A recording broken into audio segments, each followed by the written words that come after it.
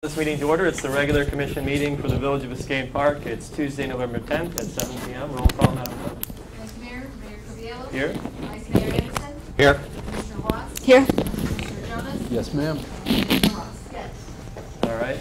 I know we have a number of veterans here this evening, and we're honored to have them here at our meeting. So I thought it would be nice if they would all rise and join us for the Pledge of Allegiance and lead the Pledge of Allegiance.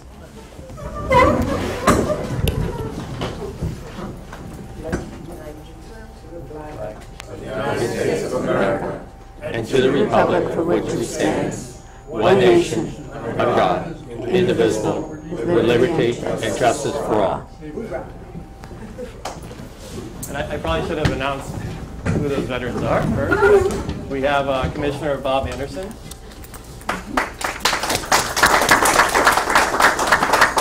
Officer Alfred Munoz. Detective Lieutenant Hector Pineda. We have Dan Samaria. Chester Morris. Aaron Spector.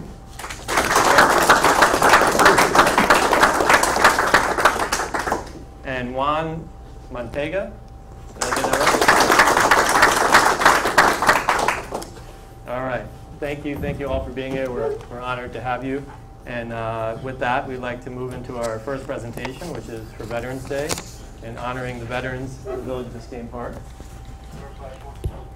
I have a proclamation that I'd like to read. Whereas on Veterans Day, our nation comes together to honor our veterans and commemorate the legacy of profound service and sacrifice they have upheld in pursuit of a more perfect union. Whereas through their steadfast defense of America's ideals, our service members have ensured our country still stands strong, our founding principles still shine, and nations around the world know the blessings of freedom. The selflessness of our service members is unmatched, and they remind us that there are few things more fundamentally American than doing our utmost to make a difference in the lives of others. Just as our veterans stood watch on freedom's frontier, so they have safeguarded the prosperity of our nation and our neighborhoods, our businesses, and our homes. Serving as teachers and engineers, parents, and local government employees, these patriots have made contributions to civilian life that serve as a testament to their dedication to the welfare of our country. Now, therefore, let it be proclaimed by the Honorable Mayor and Village Commission of the Village of Biscayne Park that all citizens observe the day with appropriate ceremonies in honor of those who have served to preserve the principles of justice, freedom, and democracy. Thank you again. We can maybe do a picture with the commission and the veterans. No one, we can do a photo.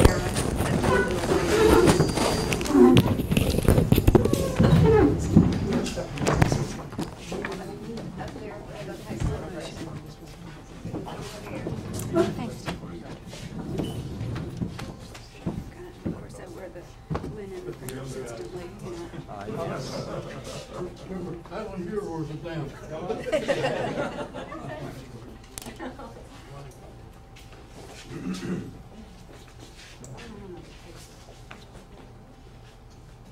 We all fit?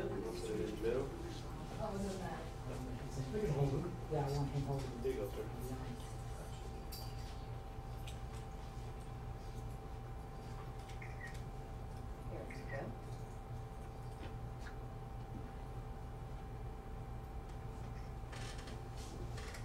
All right, thank you all again.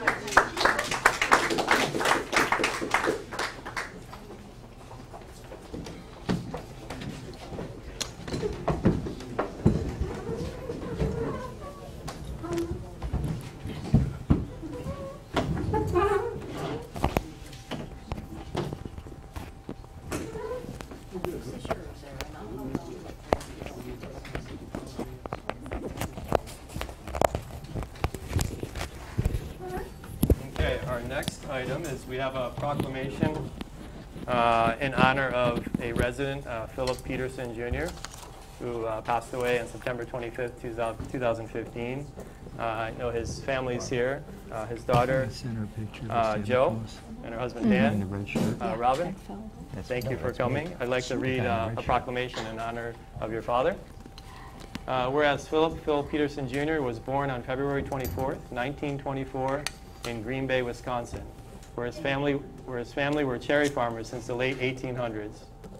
During World War II, Phil proudly served in the Navy in the Pacific aboard the destroyer USS Bears, a member of the escort fleet for the signing of the treaty that ended the war.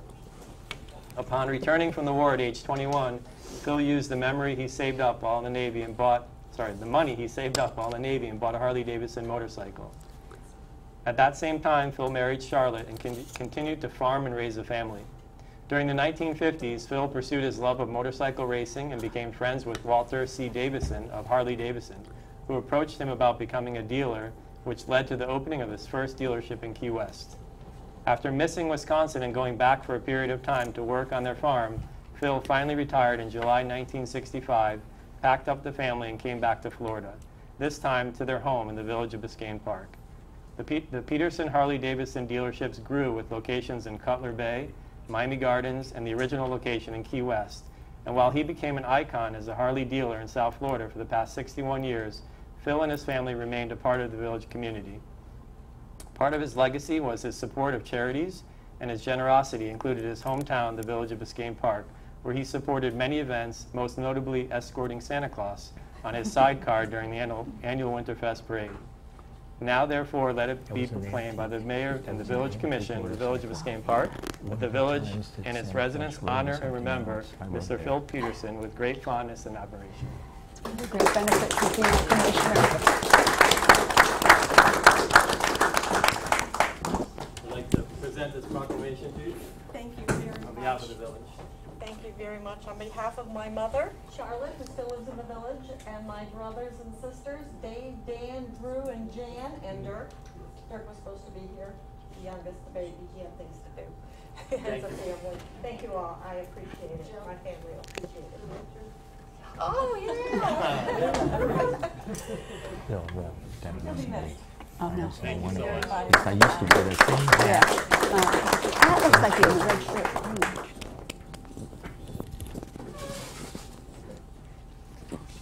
All right. Item 4C, we have another recognition. Biscayne Park Crime Watch. Chief, are you going to be presenting this, or Lieutenant? I just want to take a moment to thank the chairperson of the Citizens Crime Watch Committee and all the volunteers that helped make the Halloween event such a success. Your hard work and dedication did not go unnoticed. Okay, we're grateful and we appreciate your effort. Thank you.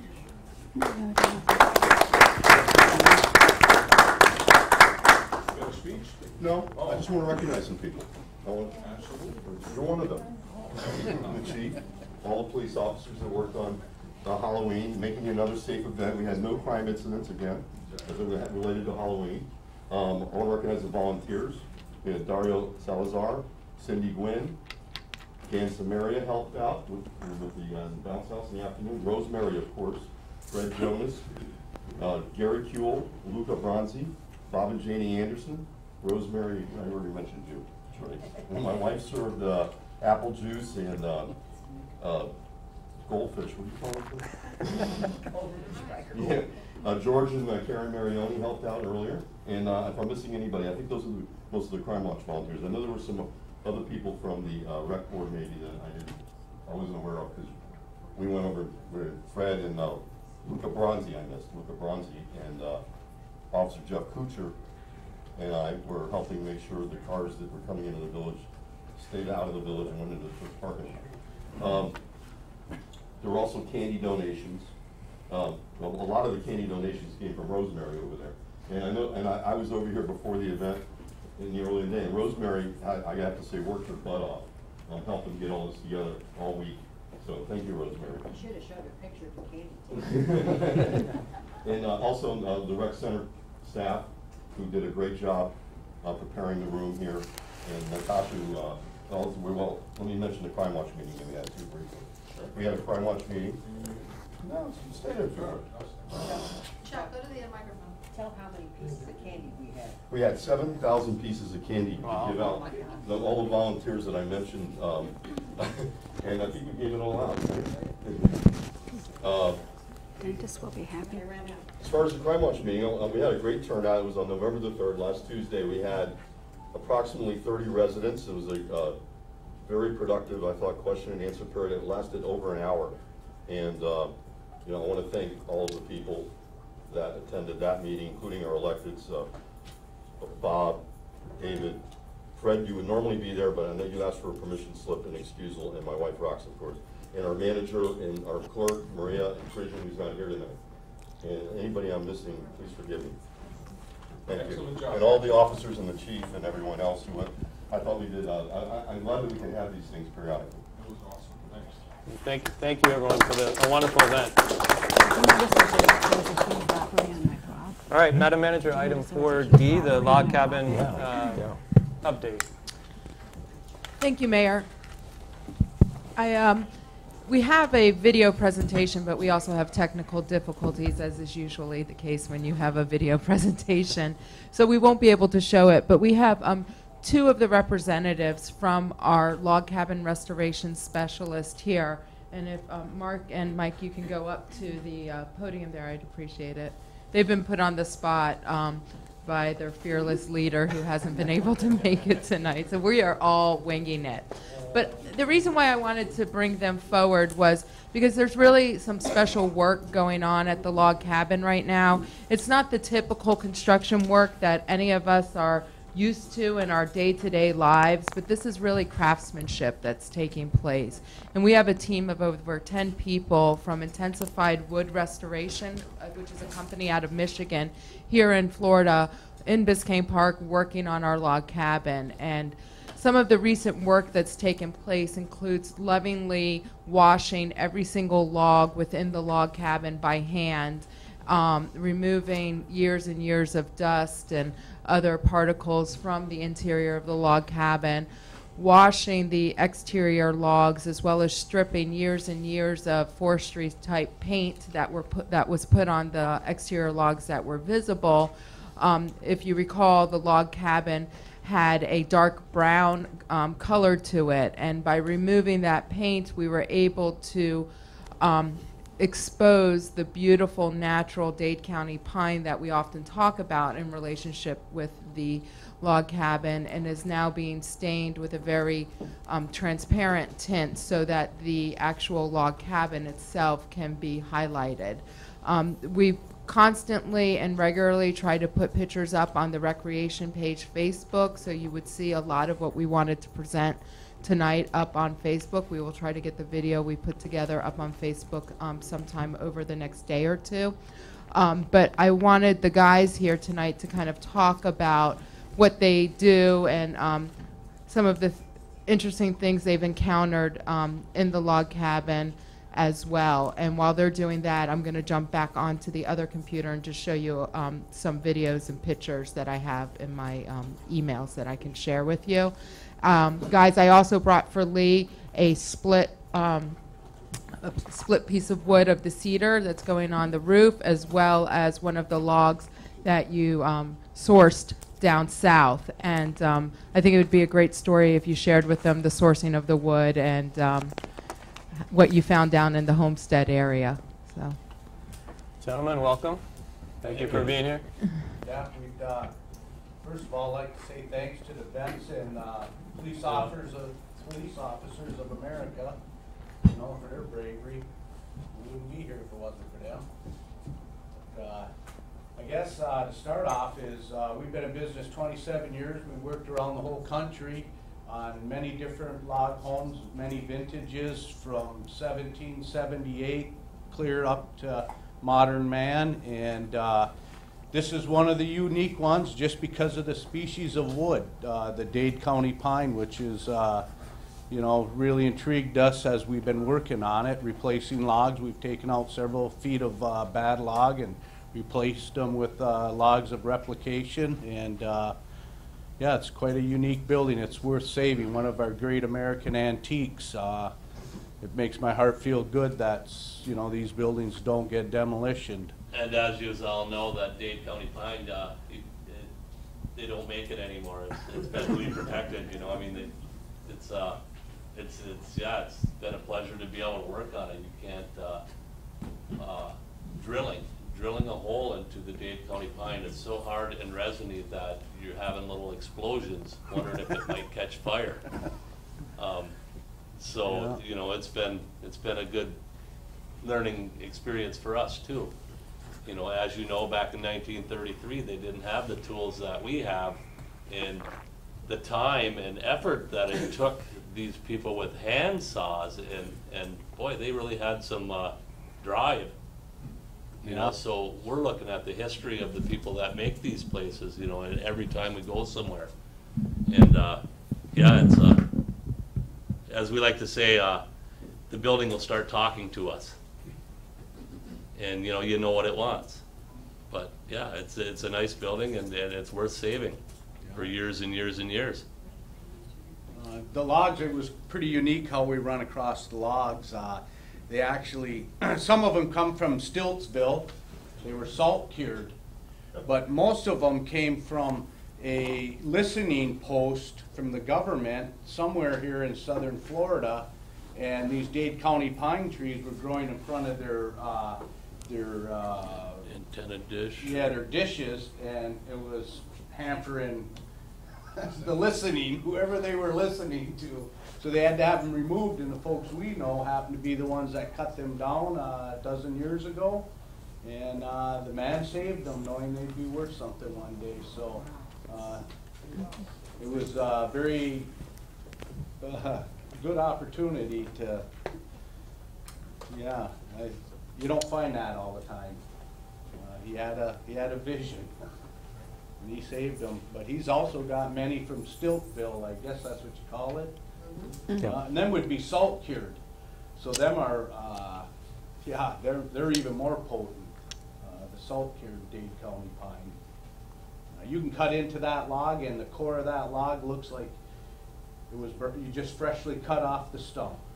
Very incredible.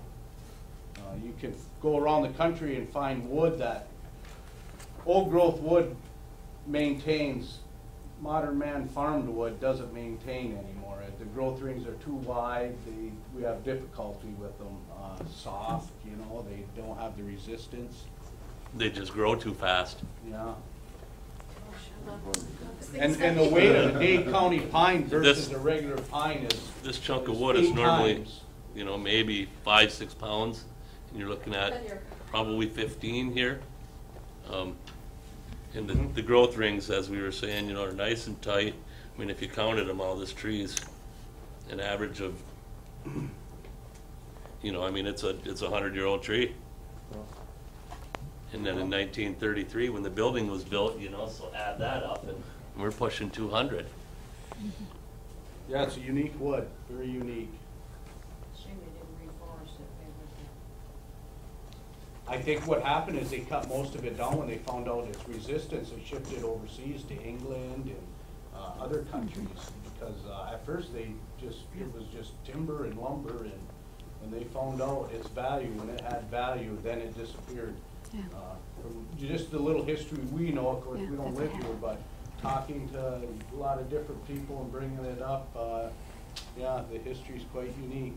I mean, we can go to the East Coast and we've worked on cabins, of course, you know, 1780, and everybody, you know, well, yeah, George Washington slept here, you know, but they'd be like chestnut, white oak, but they don't have the resistance of the Dade County pine. Quite a unique wood. I think we're gonna have some photos, right, Heidi? You're working on it? Okay. And there's 3 of us that work on log replacement. That'd be myself, Mark Charbonneau, and Sean Brock. And my son's crews, they're the ones doing the makeover. They're the ones that are sanding it out, getting the finish off, doing the chinking.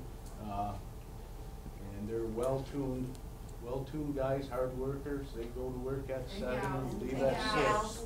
And gals. And gals. We do have a young lady. She's quite a worker too.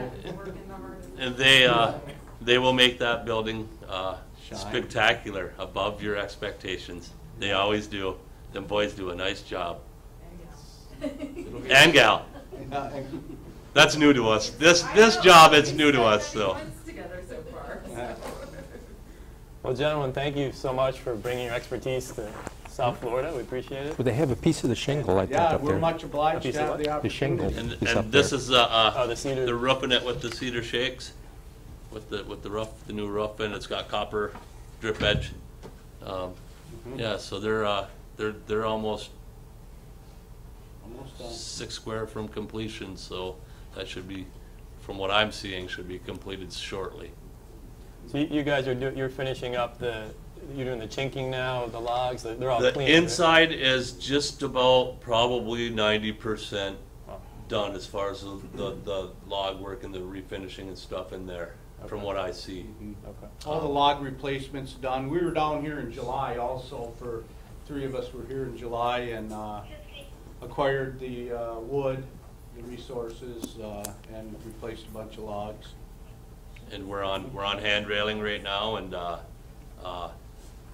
the boys and young lady are they're starting to sand today. They were sanding on the outside, so yeah, you're going to see some improvement shortly, or some look at what the future is going to be for it. It'll start coming together. I'm doing the best I can here, but I'll walk you through some. Yeah, sure, that's wonderful. This is on the outside, and it's after some of the logs have been stripped of all those years of paint, as well as the chinking is starting to be removed. All the chinking will be replaced, which will allow the building to be energy efficient and airtight. Here's just some more examples of the chinking being removed. Historically, the chinking had a metal backing to it, and now they have like a foam type material that provides the same type of quality as metal. Here you can see, right there, some of the chinking starting to be restored here. It's a synthetic chinking. Yeah, feel free to jump in, guys. Okay. Bring up the next one.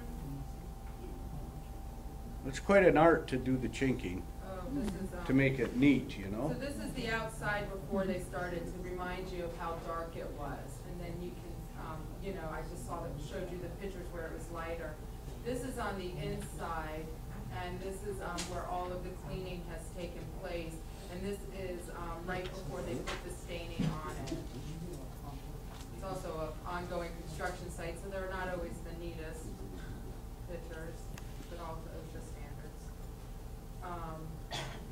Much lighter. Just some of the rafter work that's in there. It has a very unique roofing system, the only one of its kind. It's designed for this building. You will be able, when we're inside, to see these shakes, these wooden shakes. And when you go outside, the cedar shakes that you see are not actually the same ones that you see inside.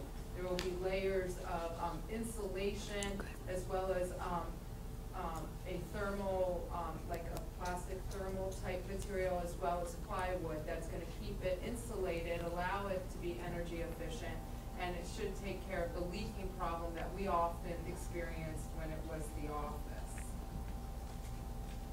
And just some more pictures, but you can see already the changing color of the logs here, to give a sense of what it's going to look like without that synthetic or that non-historic color on it.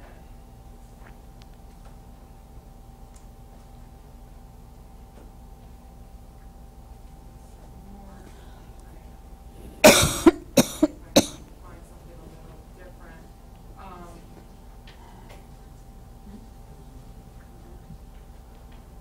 This is Wow. the end of some of the columns there, and you can just see the age of the wood. That's, all of this is being retained and restored. One of the interesting parts is, and it's a little hard to see in this Oh, picture, yeah, but look it's a very interesting part of the work that we're doing on the cabin. From this angle of this picture, you're looking at the, pretty much the front, as we know it, the front into the old village hall and the front to the cabin. So where it's painted dark is what you would usually see as you walked up to the cabin. And And where we're standing from taking the pictures, actually, if you recall where the village manager's office was previously and there was an exterior door, that portion to the left is where the door used to be. And there was wallboard up in the village manager's office, and directly behind that wallboard, perfectly preserved, was the original logs without any staining or any other protection on it. So about one half of the building, I was going to say 1 3/4, but about one half of the building has the original logs that were never painted. And if there had been any protection on it, it's no longer on there. And the other half of the building was painted this dark brown. So the historic architect had the decision to make whether to, which way to go. And it was determined from a historic preservation perspective to strip the non-historic paint and do our best to match the historic integrity of the building. And I'm going to try real quick. I'm not sure. I was getting popped out of here, but I was trying to find on the Village Park website or Facebook page, there's a lot of pictures and videos if you go through them, but there's actually some work of Mark actually putting in one of the Stiltsville log, and here it is. Let's see if we can bring that up. This was just a really fascinating part. The bottom log at the base of the exterior of the fireplace was rotted out. So their challenge was to open up and remove that log and replace it. And that's how we came about the Stiltsville logs. And something to remember when we do this, we're replicating. We're putting back in as close as we can replicate it to what was there, as far as our log sizing, to the cuts that they used. I mean, we use more modern tools, but we still try to make it look like, somebody from the 1930s had done it, Doesn't look like it's going to play, and I don't want to take any much more time. We'll work on getting this online so everyone can see the video clips and the pictures, the montage that we put together. But it's really spectacular, and we're looking forward to the opening of the log cabin, which at this point should be in January. The first commission meeting was held on January 24th, 1935, and we're hoping to have our ribbon cutting on January 24th, 2016, to celebrate the reopening of the log cabin, and we seem to be on track for that date. Thank you. All right, perfect. Thank you Thanks, again. guys, for coming out. Thank you. Yep. I love their Wisconsin accents. Accents, their Wisconsin.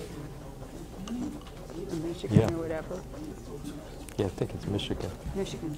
We should take like a 5-minute break so that people can mingle, like the veterans. Sure. Oh, yeah. Do you want to just take a 5-minute break so we can sort of mingle? I know some of the veterans are here. Absolutely. Is that okay? Absolutely.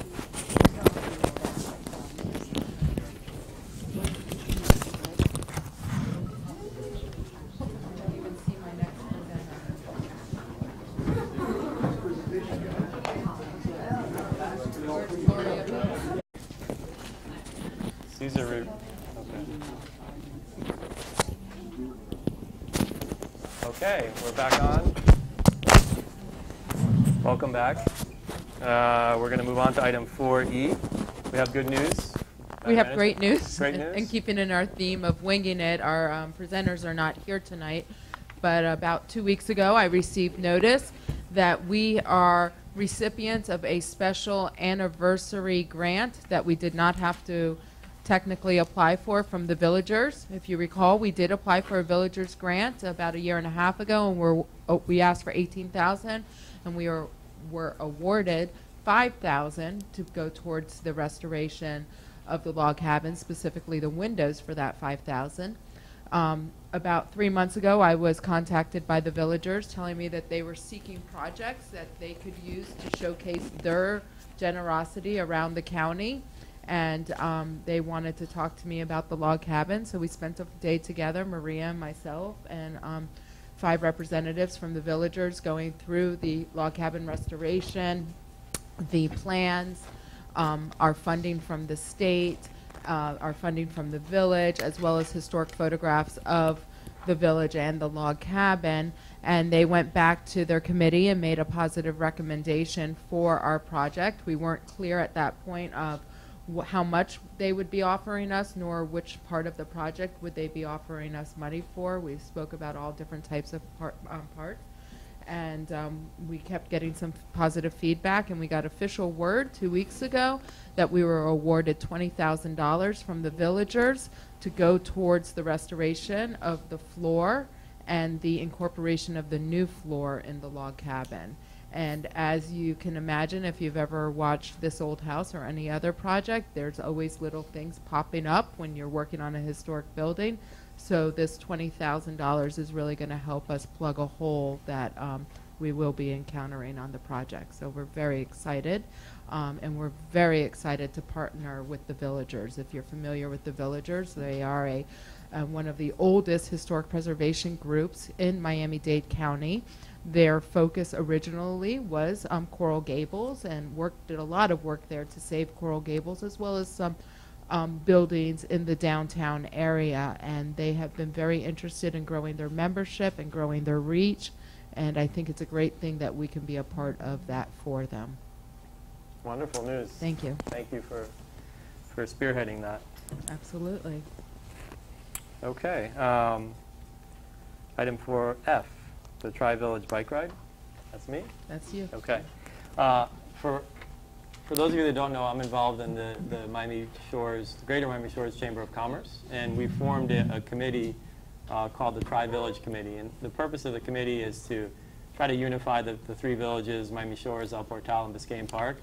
I use it, quite frankly, as a vehicle to promote the village in any way I can. But it's also to kind of bring us together and help out. I know the chief has been instrumental in restarting the relationship that we have with their chief and their police force. So there's many aspects of it that are important that we all communicate and get along. So the Tri-Village Committee thought of doing some type of event, a yearly event. So this year what we'd like to do and what we're planning to do is a Tri-Village bike ride. So it's a bike ride that's going to traverse through the 3 villages. It's a bike ride, meaning it's not a race, but you will have, the course is 7 miles. And there are going to be 2 groups, one for younger kids and non-professional riders, and then others for more serious riders.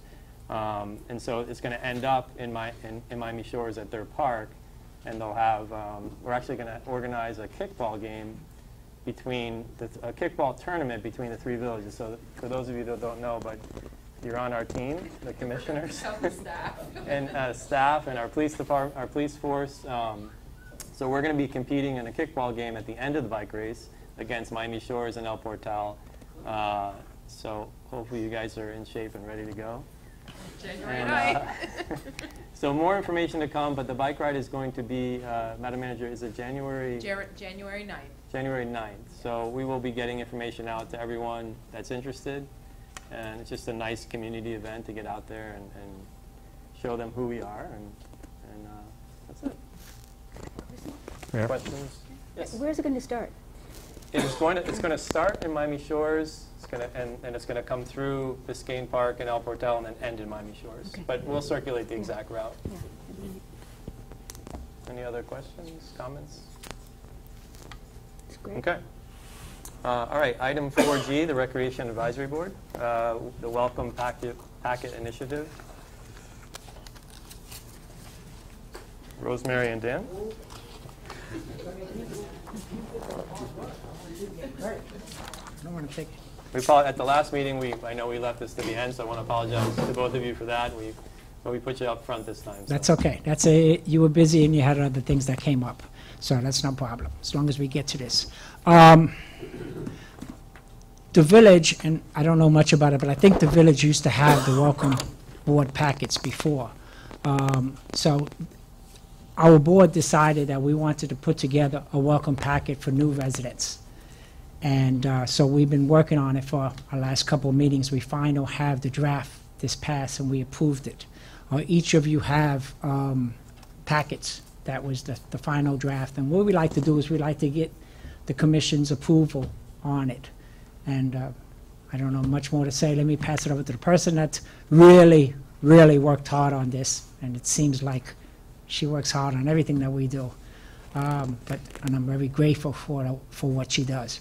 So I don't want to mess this up, so I want to turn this over to Rosemary, and then I'll come back with my comments afterwards.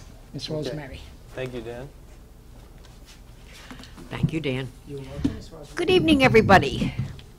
You have the package that was in the agenda backup. This is 99.9% finished. What we would like to do is have your input. If there's anything that you saw that you didn't like, or something that was missing, let us know. It only takes a few minutes to change it. If this is ready to go, whenever it's finished. Whenever you tell us what you need added to it. Commissioner Anderson said we need to add something to the Public Works page about you can't put your trash or garbage cans out 24 hours prior to pickup. He would like to add a sentence that says you can't leave the cans out 24 hours after the pickup. That can be added easily. If there's anything else that you want to change, let us know. We can change it in a heartbeat with your approval. The implementation of this, once you've gone through, once this is completed and you're approved, a welcoming committee will be formed. And we will go to the new resident's house. When the house is sold, the certificate of occupancy is issued. And Officer Reggie White will let us know. And then we will allow them, like my little piece of paper said, allow them a decent amount of time to unpack their suitcase and get a cup of coffee before we show up at the door. And we'll present them with this little packet of information that's going to be useful for them in the future. Along with this package, I will also have a folder that says Village of Biscayne Park Crime Watch. And I will have in here Chuck's very detailed flyer, double-sided, with whatever brochures he has available at the time. So they'll have not only the welcome package, but a detailed little folder from Crime Watch. And along with the package, they will also receive the current issue of the Biscayne Park newsletter and the current issue of the Egret magazine. We would hope we could get a few volunteers that would like to join us in our welcoming committee. Judy has already said she'll bake the brownies. So Maria said she'll make something. When we know who it is, we'll set up a time. I also got a suggestion from one of our police officers, the taller of the bunch. He said, why not have one of the police officers accompany us? I said, you go check with the chief. I can't make that decision. It would be nice. It's a show of good faith. It's good public relations for Officer Friendly to come with us and introduce us, whatever. It's up to the chief if he wants to do this. He doesn't personally have to do it. He doesn't want to. It would be nice. It's good public relations for a committee to show up and welcome these people into our neighborhood.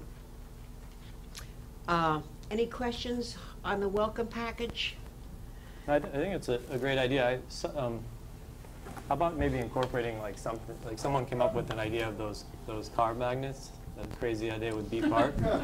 So maybe We can stick one in there? Yeah. We have Yeah. a lot, Let we have a them lot choose, of Bee let them Park choose. ones to get rid of. We're running low Everybody on hold log this down. cabin Wait a minute. ones. The little car magnets, Biscayne Park Or car a magnet. hat or a T-shirt. Wait a minute, car magnet, right with the brownies. Okay. Commissioner Watts? Yeah, I had a couple of suggestions. I think it's a wonderful idea. We had this when in the place where I grew up. But I also was thinking of that scene in It's a Wonderful Life where Donna Reed and Jimmy Stewart go to the people's houses and they bring the basket and they have a piece of bread and the wine and bread for good luck and stuff like that. So I think it's wonderful that somebody's going to make brownies and all. Just one thing on the contact information page. All right, all of this information is you have in the subsequent pages, but I was think under utilities contact or somewhere village departments, you might add the Waste Pro number there with sanitation as some of the departments because it's on a separate page. And I know this is the type of thing that I would take out and paste in my refrigerator door. So it's nice to have all of the numbers in one place. Yeah, the police, but then elsewhere the police. Public Works is there. Yeah, but Public Works, but the problem when you have a problem with trash, it says call Waste Pro, and there's a separate number for the Waste Pro. All right, utilities, I can put Waste Pro, you would like Waste See- Pro under the bottom, under utilities? Yeah, see, I guess so, wherever you think. Yeah, it's a good idea. Yeah. That's fine. Yeah. Absolutely. And then if the, I don't know, the police chief doesn't want he's got his number in here, but I don't know if he'd want it on the contact So you're saying on the information. very bottom of the contact page where it says utilities. And Light, sanitation water, or something? Waste Pro, add their phone number, their contact Yeah, number. yeah, Okay, okay, done. okay. Then, hold on. I gotta find that. Rosemary, if we can email you comments. Absolutely. Okay. You Okay. have my email address. And as long as we're here, it won't take us very much time to change, make the few changes. Salisha and I can work that out in half an hour or so. I also gave you all this colored page. Go. Your turn. Okay, good. Thank you. Leave me something. Holiday House Decoration Contest. This is going to be sponsored by the Rec Board. It's an informational flyer was produced by the Rec Board member Elizabeth Goldman, which outlines what the contest is all about. Everybody can see the flyer. It should be on the website, hopefully. And we would like the flyer to be included in the next issue of the Biscayne Park newsletter. Shalisha will place it in the Rec Facebook page, and we would like to ask that the email blast be sent out as many times as possible. Residents are asked to let us know what they would like they would like to enter the contest. Deadline for the entries is the close of business day, December 2nd, 2015. This gives the Rec Board time to get all the entries together and create a map for the judges. Judging will be from 12/6 through 12/13. Judges will independently, each judge will have the list of homes and score sheets. Judging will be based on 4 categories: best theme, best use of lights and colors, most original, and most festive, on a scale of 1 to 5. Judges will meet at a special meeting December 15th to determine the winner. The winning homes will be announced during the Winter Fest. Prize money will be $50, $30, and $20, which is being donated by Creepy Critters. We will also be looking to give the winners ground plaques announcing their winnings. That's where they can have a whole year of bragging that they had the best house. We welcome anyone who would like to be a judge to join us, but judges cannot, I repeat, cannot enter the contest.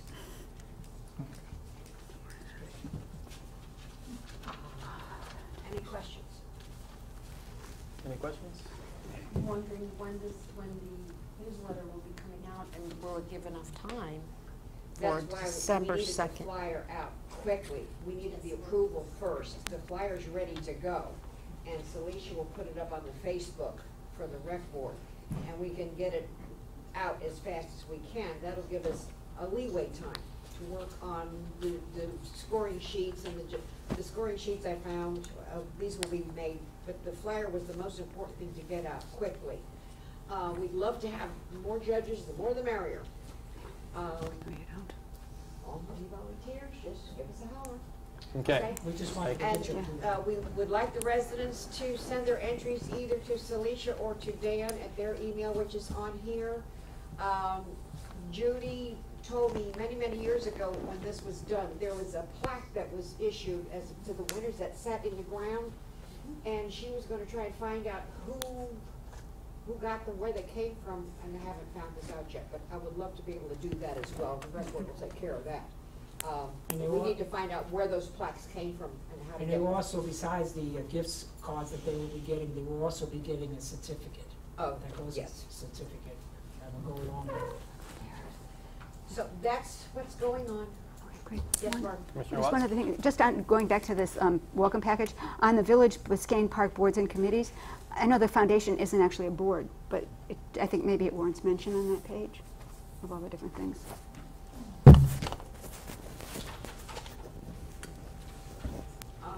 If you want to email that to where? Yeah, I know I won't do it. On I the will board? just give you my comments later. I should number these pages.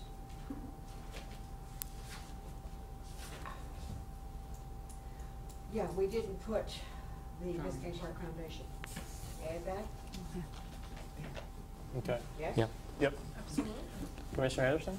Yeah, I just want to, thank you for working to go ahead and put a welcome package together. Years ago, we started off with just one sheet of green paper called the green sheet. And then eventually it morphed into more of what you're trying to do. And it just sort of, I guess, between different commissions, it's sort of morphed into nothing. And I'm glad that you're bringing it back up, because this really helps somebody new moving in here. It really helps. And also, there's another part, too. We have people who move into the rental units that it's going to be hard to tell, new people moving in, but if we spot somebody, if anybody finds out from one that they're a neighbor, at least they have a way of contacting and giving them this information too. I think it was Judy said, can we make this retroactive 30 days when this is finished and ready to go? Because there are people have been moving in over the last couple of weeks. I don't see there should be any kind of a policy that you can't go back. To me, anything we can go ahead and give our citizens help and information, I think is important. And we also wanted it to go, and I think Rosemary spoke to Maria about, we could put it on the website so that people that want to, even if they're a resident, been here a long time, they can get this information right off. All the information is on our website. Oh, that is, so that's going to be on the. Yeah, but there should be a link. There should be a link to that. That's a good idea. Yeah. It could be a link to all that. Background quickly, when I moved in here, when my mother and I moved in here 48 years ago, we had to find out for ourselves on what to do, when to do, how to do it, where to go.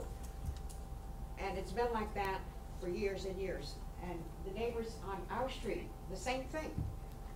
We rely on each other for information. And this probably goes block by block by block. And there's nothing that they have tangible that they can pin up on the wall, like Barbara says, put it someplace and not throw it in the corner. So it's brief, it's to the point, and it's a reference that they'll use all the time. And they'll think highly of us. Again, Right. I want to thank Rosemary, because when we put this thing together, we were trying to make it to where it wasn't a book. We wanted something very simple.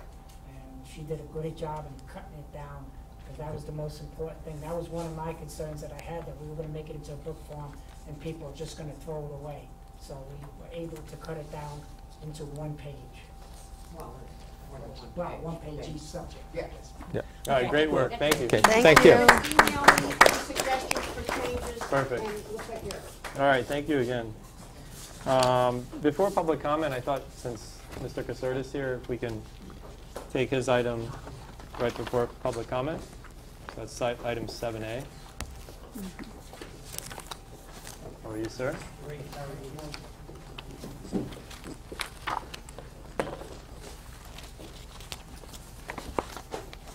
First of all, good evening, Mayor, Vice Mayor, Council, and wonderful residents of the village. My name is Dave Caserta, and I've had the honor of representing the village for many, many years. I've seen us go through a lot of different councils, and I am very proud to be part of this particular council. It's done a fantastic job, and as you know, each year around this time, usually it's a little later, but session is starting up in early January, and it's going to go to March this year. We get together usually as a council and talk about the issues that are starting to come up that might impact the village or municipal government in general. And then we talk about issues that are of great importance to us, which have to do with budgetary issues that we have been extremely successful on over the years. And I first want to say that it sounds like we're going to have our first budgetary request, and that's a grant for the welcome packet. With the T-shirt and the golf clubs and all that kind of stuff that we want to put in and, for each resident. But wonderful job. It's really wonderful. When I was in North Miami, we did that, and it's been a huge success over the years. So also, congratulations on your grant that you received, the $20,000. Now, if I was the average lobbyist, I would probably try to take credit for getting you that grant, but I didn't. So congratulations. But let's move forward. You received a packet early today about some of the bills that are coming up, and if you noticed, several of them are issues that the folks in Tallahassee always try to hit the municipal government on, and we'll be out there fighting against those. It's, just to briefly go over, it's the relocating of utility facilities and passing the expense of that back onto the governments, which is something that obviously we are not fans of, and we will continue to fight those issues as they arise. Tax on communication services, there's a bill floating out there that wants to reduce the amount of tax for sales of communication services and retail sales of direct home satellite services. As you all know, that's come up for many years now, and we've done a great job fighting that battle as well. We have issues of prohibiting the state and political subdivisions that contract for construction and maintenance, repair, and improvement. That's always come up. We'll fight that as well, and other minor issues that are going to start to that we're going to start to see. Another issue that's being talked about, but I haven't seen anything yet, is looking at trying to set municipal elections throughout the state on the same day, including municipalities, counties, and whatever. And I know that's an extreme issue for a lot of folks, especially here in Dade County. I think we have a home rule issue too that they have to address, and how they could force anybody to make their elections on a certain day. So we'll keep our eye out on that. But more importantly, what we'd like to do each year is to appear before you, and as I say, the budgetary process is very important for us. So I always like to come before you and ask you for what I came to call the wish list. Things that we think the council and the folks of this great village might need to look at, that they might need some assistance on over the next year. As you know, last year, for the last several years, we have been extremely lucky in what we've generated for this great village. And last year, we got $150,000 for the sewer main I'm sorry, the water stormwater project. I apologize, that you all have been working so hard on making sure it's funded. And I just think just recently we got the application, as I was talking with the manager, to move forward and start to facilitate that process. She's done a great job. Let me tell you something. You have an outstanding manager, great clerk, great attorney. They have done such a great job when we need information. We had an evaluation for them that all of a sudden the Senate Committee on Agriculture wanted to get because they're fearing that a lot of the cities aren't using those monies. Within 2 days, she had it on their desk with an evaluation of how the project's moving, and before you knew it, we had the application and moved forward. So it's all good.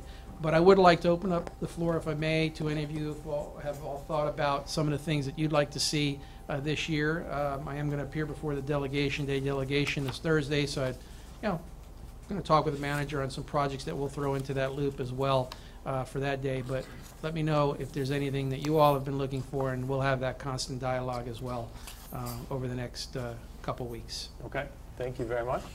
Comments, questions? Yeah, Dave? Yes. I just would like you to let the legislature know how grateful we are for what they did for us this year. That's an easy one. No, I will. And you know what? It's the leadership that you have here says a lot, because one of the things that I've been able to go up and promote is the fact that if you're going to give the village of Biscayne Park some assistance, they're not going to waste it. They're going to perform on time. They're going to perform within budget. And that's exactly what you've done. And so when you have that kind of a track record, it makes it really appealing for a lot of those folks up there to continue to want to help us. But I definitely will send that message to them. I'm sure they would love to hear that. It's a thankless job, as you all know. And whenever they hear somebody appreciating what they've done, it means a lot. It means the world to them. Commissioner Anderson? Yeah, on the wish list, I'd like to see us see if we can get some help on doing some lighting around through the village, especially lighting around this recreation center.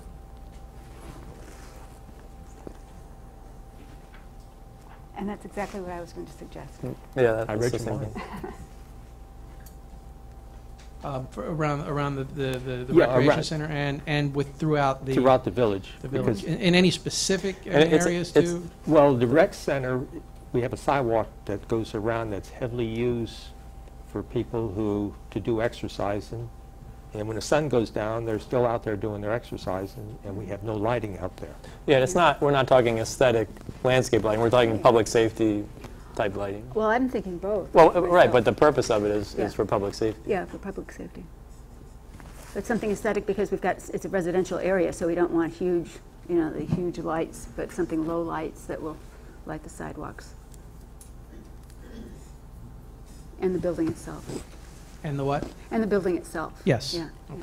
Yeah. And perhaps we could look at some of the areas that get heavy traffic that are really dark spots in Biscayne Park too, certain areas. Okay. Yeah, other comments? Commissioner Ross, anything? One of the items, Dave, that you included in the package was the vacation rentals, pulling back on that preemption that was passed last year or the year before. Yes. Which doesn't allow municipalities to locally regulate that. We have in the past had issues where houses became like party houses, and that's something we would like to get a better handle on. So if there's a way to give us back that authority. Yeah. That It's kind of funny because we've worked on that last couple of years, and 2 years ago, the language that was actually submitted and got through the legislature, it was the understanding that one of the things, while you couldn't control the days or how it's done, you would be able, by the mere structure of the language, to control where they would be. And what has happened is, as you know, like all of general law, sometimes everybody interprets it in so many different ways. So a lot of the municipalities weren't confident that actually said that, and so a lot of them have not, pursued that avenue. And I've always said, you know what, move forward as you think it was intended, and then let them come back to you and say it wasn't. So that's something to think about as well, as far as that just limited ability that we might still have. Okay. But yes, I'll follow that issue this year as well. Good. And then the other thing that I always think about is the law enforcement assessment. I don't know if there's any movement on that in that area this year with the legislature, but we would be supportive of that. I think the commission had given that consensus. Are we still possibly going after the vehicle, law enforcement? No, okay. And also, The SUV? No? I mean, it was requested last year. But I mean, we'll try. We'll see how that works. but also on the agenda are the two, I'm on the Environmental and Environment, Energy, and Natural Resources Committee, and so worked on these two agenda items for water quality and sea level rise. And I think, though, it's not, it affects all of us, even though I don't think Biscayne Park will be underwater in the next 10 years, but I think that those are two issues that we all should be concerned about. Madam Manager, were you going to say something? Mayor, if I may, I'd also like to suggest there's a bill that would substantially affect communication services tax, and this comes up every year, and this is a revenue source for the village. Every municipality depends on its CST revenue from the state, so I think it's important that we advocate to maintain the CST rates. Yeah, I actually have had that included in the packet, and we are definitely, that's one of the ones that we oversee and watch, and been successful over the years to try to defeat that. So, and I know, if you all don't mind too, I've always continued to work through Heidi on a lot of projects that you all might come up with that you can share with her and then she can share with me. And I know we can work on a couple things. Hopefully, there are some other funding projects that we would be looking at that I'll talk with her about over the next couple of days that I could share at the delegation meeting as well, so that we can at least put those things in the hopper. And just to follow up on what Commissioner Ross said, so have you heard, has there been any discussion about the police assessment being revitalized, or are there other municipalities that are going to push for it? Yeah, I have not heard much on that, but I will inquire now and give you feedback if I hear anything. It got pretty far in committee session, and then Yeah. the session just went in a different direction completely. But I know the manager from North Lauderdale is very involved in the issue, and we'll do what we need to do to support her, to at least make it an option to us. Absolutely, and the Florida League too always jumps on the big issues as well, and they call upon us. I've worked with them for 20 years now, and there's a few people that they call upon because they can't handle a lot of the issues too, and we try to help any way we can. So, but yeah, we'll be on top of that issue, and I don't foresee, you know, a much different year than last year. I mean, I think there's still a lot of issues going on between both houses and the governor and everybody, so we'll have to address that, which always makes life difficult, but hopefully they'll come together and do some good things. Okay. All right. Any other comments, questions? No. Thank you, sir. Thank you. Appreciate it. Good to see you. Thanks. All right. Let's go additions, deletions, or withdrawals to the agenda. Anything? Mayor? Yes.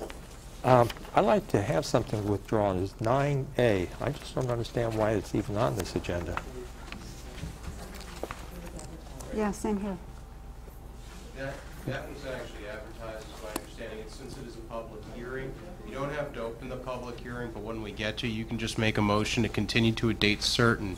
When you make the motion to continue to a date certain, the village won't have to re-advertise. You don't have to go through that expense. You just retake it up at that time. And the expense is paid for by the resident, so we're trying to save the resident Right. money. Okay. Bob, excuse me, Bob, why do you not want to talk about this tonight? No, we don't have it's any not being heard information. tonight. We don't have any information. Oh. No, but it's not going forward pursuant to the request of the resident. Right. Okay. Understood. Okay. Anything else, Commissioner Watts? I was thinking maybe we could move item 8E, it's your item there, to the consent agenda. Or if it's not on there already. Item 8E. 8E? B. Oh, no, E. no, F, I mean, I'm sorry. 8. The funding of low-income energy. But I think it is on the. It's Oh, on the there, I consent. missed it on that. Okay, sorry. Yeah. Perfect. Okay. Yes. Yeah.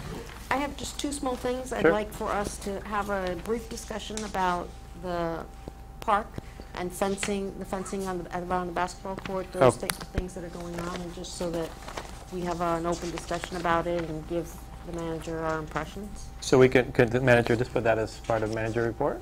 Is that acceptable? Or? Okay.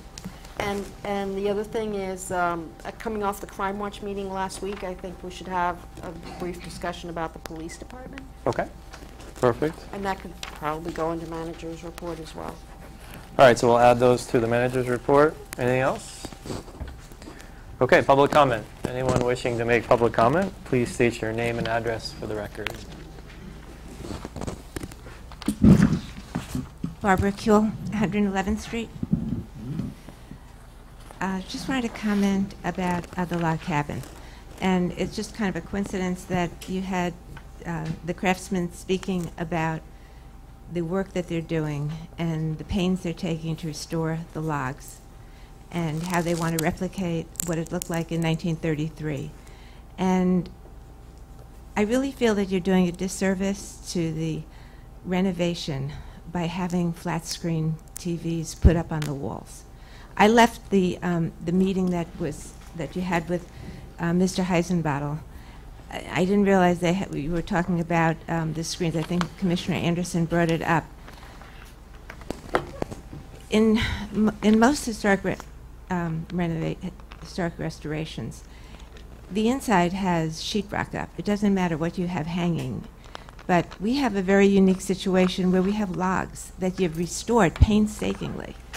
And there are other ways of projecting something by having pull-down screens, even something as simple as this. I don't see any problem with this situation in the log cabin so that the walls wouldn't be disturbed.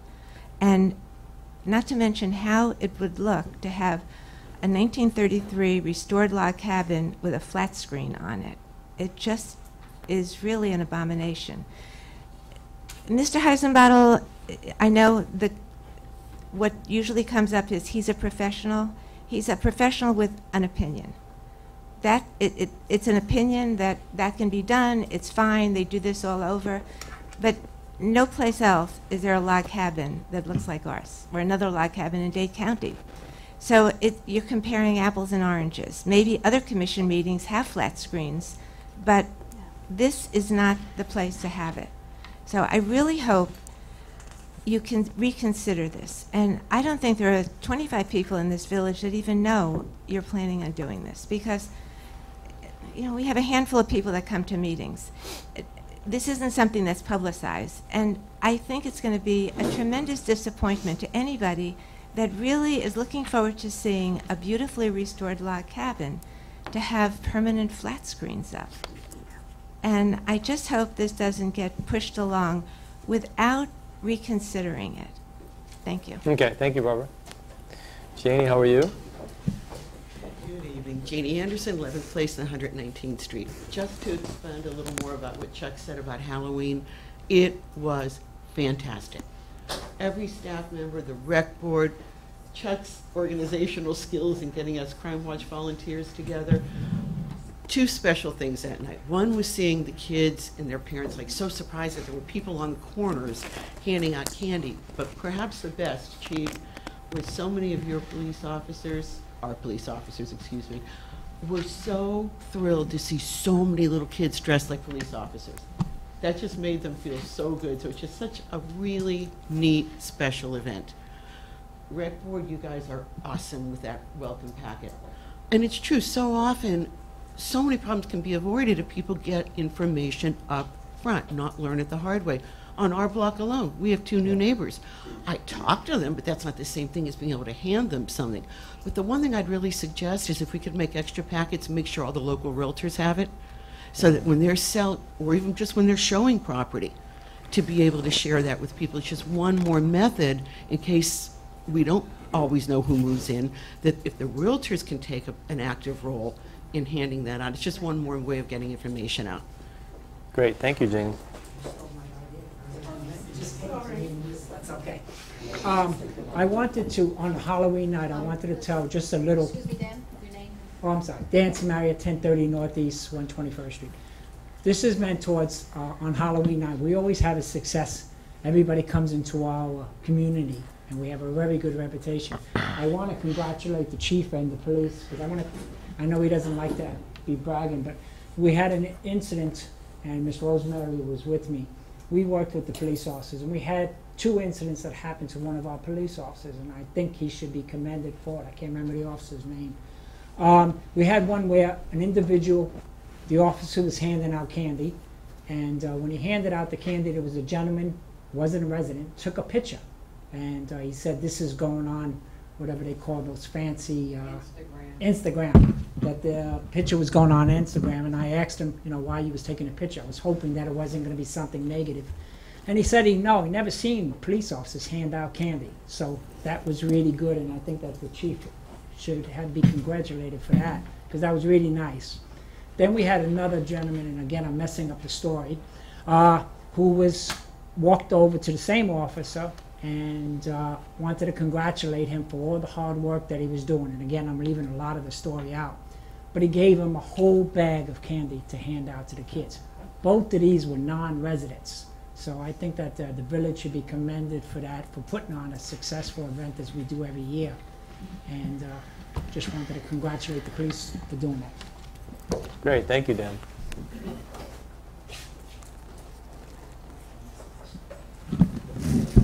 How you doing? My name is Colby Lewis. I live at 12035 Northeast 5th.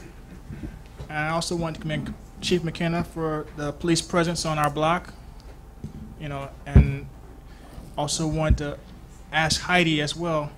On our block, we also have an issue where we have a lot of people walking through with dogs and animals and stuff. So if we can get a single doggy poop scoop trash can on our block, if we can, and that that would help out a lot.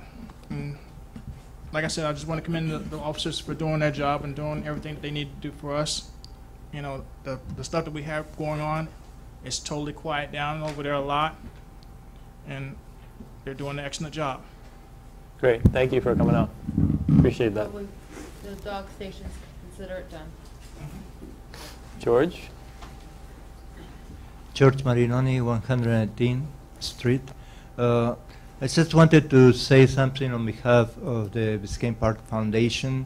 We are trying to raise money for a Vita course. There is a workout area here in the park for adults where we can exercise. And yesterday in our meeting, we set a goal to raise funds at least for one area. We would like 2 areas in the park. And we had some quotes Maria sent us where North Miami is doing the same, putting these exercise areas, and the cheapest one is about $5,000 with the installation. But we think we can ask directly to bring to a quote to bring the machinery here, and then we can install it in-house. Maybe we can save money that way. Anyhow, we raised some money in the last event. That was Oktoberfest, and we set aside $650 already for that, and we are planning to have during the winter next year 3 or 4 more events. So hopefully we can reach the goal and have enough money for at least for one station. Great. In the park. Thank you, George. I don't know if Maria Sure. want to add something. Okay. Hi, Marie Smith, member of the foundation, 12015 Griffin. My biggest concern as a foundation member is the lighting in the park. I left the foundation meeting last night, and I was run over by a 5-year-old on a bicycle. It could have been catastrophic. But that's why it is so important that the lighting, I believe we have, we're waiting another estimate, is that correct, Maria? Yes. And we have set aside, I guess, $2,000 to meet the city's $2,000. But it is imperative for the safety of the senior citizens, for the people leaving these meetings alone, that there be proper lighting around the park and certainly in the entrance to the recreation. It is very important because something catastrophic could occur in the darkness there. Like I have been mugged in front of my home many years ago, and when I leave these meetings alone in the dark, I get kind of paranoid. So I wish the village would concentrate on getting us some lighting for the recreation. Thank you. Thank you, Marie. Mayor. Yes. We're going to respond. We're going to respond. We'll respond later, or, okay. Oh, you had a comment? No, I just wanted to let you know, it is on that, we have a discussion for that on the agenda. Okay, wonderful. One more thing about the foundation is we need one more member in the board, so if anybody knows or wants to participate, or a neighbor that wants to participate, there is an application on the website for the city, and we're going to do events during the year, and we welcome the help. And also I want to thank there are some neighbors that have been helping us. Erica Petitz and her husband Walter that did the cooking here with Chuck Ross. He's into everything. He's always working, and was a lot of help because we are only 4 people, and the event was pretty amazing. All the neighbors that showed up, we were overwhelmed a little bit. So we welcome everybody's help and thank everybody. And the city was great too. Everybody at the city helped so much, and always with a smile, and always, you know, wanted to do more. And it makes us feel very good doing that. Right? That's all. Thank you, George. Okay, anyone else? All right, we'll close the public comment period. Consent agenda. Is there a motion to approve? Make a motion to approve. Okay, motion to approve Commissioner Ross, second by Commissioner Jonas. All in favor? Aye. All right, consent passes 5-0. So let's open up the public hearing and set set it for a date certain? Right, this is, you actually don't even need to open up the public hearing. You could just get a motion to set it to a date certain. And once that date certain is set, you don't need to re-advertise. It'll just come back before you at that time. So are they going to be ready for the next commission meeting, or shall we? I don't believe so. They're exploring some options and most likely will go back to the planning board. They do not have a recommendation to the commission at this time. The planning board tabled the item, so therefore I would give them some time to go to planning. So my best recommendation would be to schedule it for the January meeting, the February meeting. We feel more confident about the date of the February meeting, and if they're not ready by February, we can do this again. It just saves them in the advertising costs because they've already paid for it. Okay. Would it not be better to move it till January just in case, and then if necessary, continue it till February? Or? At the December meeting, we are going to discuss with the commission the January meeting with the opening of the log cabin and perhaps having the January meeting at a different time or not having the meeting. So Yeah, we're kind of uncertain about how January might play out. I'm comfortable having it in February. Okay, so commission. The February's regular commission meeting. Okay, February 2nd. So motion by Commissioner Jonas, second by Vice Mayor Anderson. All in favor? Aye. Aye. Motion carries 5-0. February 2nd, 7 p.m. for the record. Okay. All right, moving on to ordinances. First reading, ordinance 2015-08. Madam Manager. I'm going to allow the attorney to read the title. All right.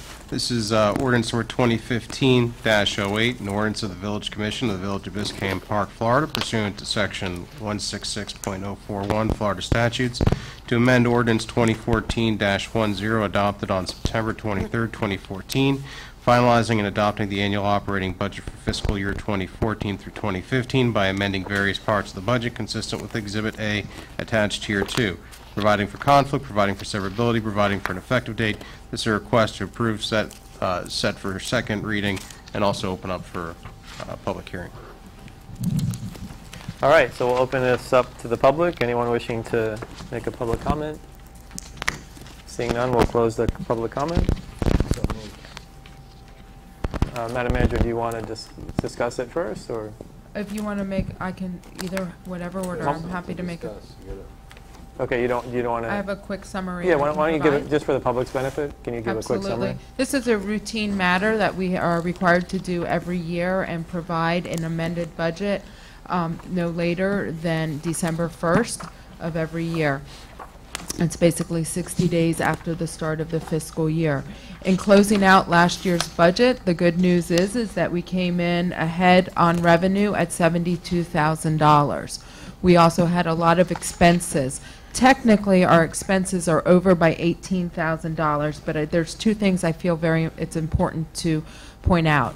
Earlier in the year, we did a modification by way of a resolution to move $75,000 from the general fund to the capital improvement fund. If you recall, that's the proceeds from the sale of the sanitation trucks, and that was to help with the Village Hall projects. So that had that $75,000 not been moved, that $75,000 being moved became an expense. Had that not been moved, it would have offset that $18,000. Additionally, we are over in our expense to the building inspectors, and like we've been telling you all year, as we do our monthly reviews, being over in our expense of the building inspectors is a good thing because that means we're over in our revenue for building permits. We have a cost-sharing relationship with our building inspectors where they receive per contract 60% of the permit, the base permit revenue, and we receive 40%. So by paying them out their 60%, that made our expenses go up.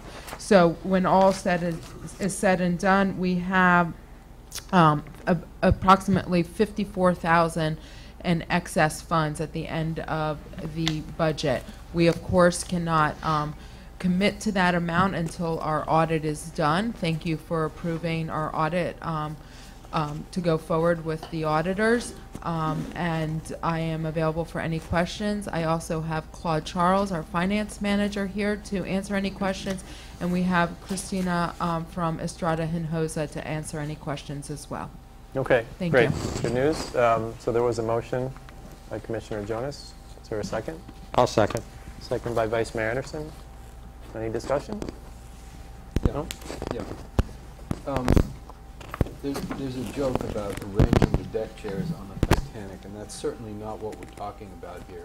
However, at some level, as much as I am grateful to you and to everybody who works on this budget, it doesn't, in some sense, make a great deal of difference whether we're up 72,000 or we're even we're down a little bit.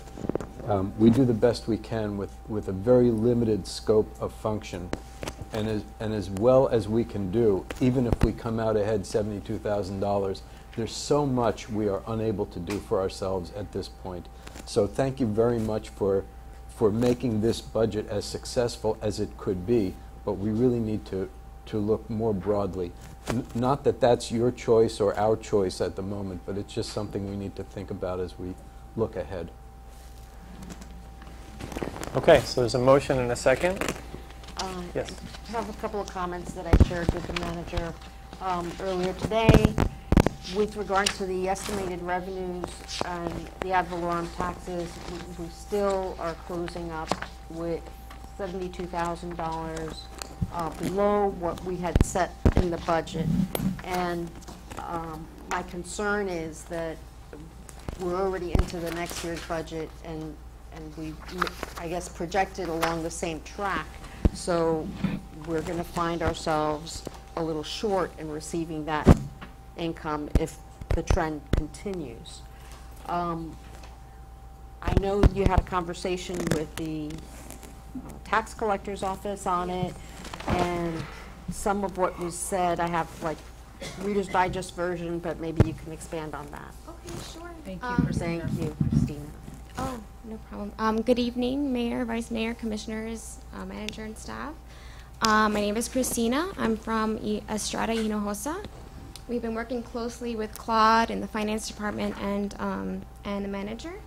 We did secure a meeting with the tax collector, Marcus, and his head of accounting. We thought it was extremely important for us to sit down with him face to face, not a conference call, and go over exactly, the concerns of the village. And I was also present. What he explained to us was that there are a lot of factors that affect the collections of tax revenues. For example, discounts, the 5% discounts that are given to the constituents, delinquencies that can be cured by selling tax credits to the courthouse, also the trials of the Value Adjustment Board, and collections from prior years. And the Value Adjustment Board trials can take about a year, 2 years. So there's a lot of factors that go into your tax collections, and you may not see that, for a year or two. So we did go over numbers with Claude. We went over the numbers with the head of accounting at the tax collector's office, and we can assure you everything is in order, and that your tax collection should be fine. It's on target. Okay. My concern is not really settled, because I know I've been looking at budgets for the village for a while, and I happen to have an expert at home who looks at the budget. And for the last 10 years or so, we've always come in with extra monies than what was anticipated for this particular revenue source for ad valorem taxes. Okay. So the fact that we're going the other way, I think maybe we need to rework what we're doing, or sort of reverse what we're doing and anticipate the lesser in receipts than what we're doing, what we have been doing, if this is the way it's going to continue. I understand what you're saying about the exemptions and all of these things that impact on what actually gets collected, and no doubt that is a valuable argument. But my point is, we need to plan for that. We need to anticipate for that, so that we don't get caught short at the end of the year. And then a couple of other comments I Commissioner Ross, had. can I just say something to that? Yeah? Oh, that point. Late this afternoon, I was discussing this with a resident who mentioned that they had some knowledge that, and I'm sorry, I didn't even discuss this when you came in tonight, that the value adjustment board is running a little behind this year. So while we often benefit from the value adjustment board wrapping up their issues and the money coming in, apparently they're a few months behind this year. And then I wanted to ask you, Christina, to address an issue not so much related to the budget amendment, but when we've done our monthly reports, and you spoke to me in very technical language, and I will butcher it, about the difference between how the books are being done now as opposed to previous. There was some words you used, kind of like looking forward, looking back type words. Where there was like cash accounting, or Yes, or how it that's was it. recorded. That's it. Can you speak to that a little? I don't It's want been to. a week since we talked about that. I don't want to misspeak. Yeah. I don't know if Claude wants to speak to that. From the microphone. I don't want to misspeak on it. I'm not quite sure what happened before. Just like why Claude is coming up, is there a way to find out like how many appeals are in process for the village? I believe there is. I can definitely. Because maybe it's not even relevant if there's no. Well, along that track, we're talking about $72,000. Yeah. I know for my tax bill, on my parcel, my property, we pay about $2,400. Right, so to about the village. 150 So Mhm. we're talking about a lot of properties, and I don't think that many properties could be held up at the Yeah. VAB. Yeah. Claude, how are you? Well, what the manager was talking about is the difference between accrual and cash basis. Basically, what we do now, we will book the cash when we receive the money in our account.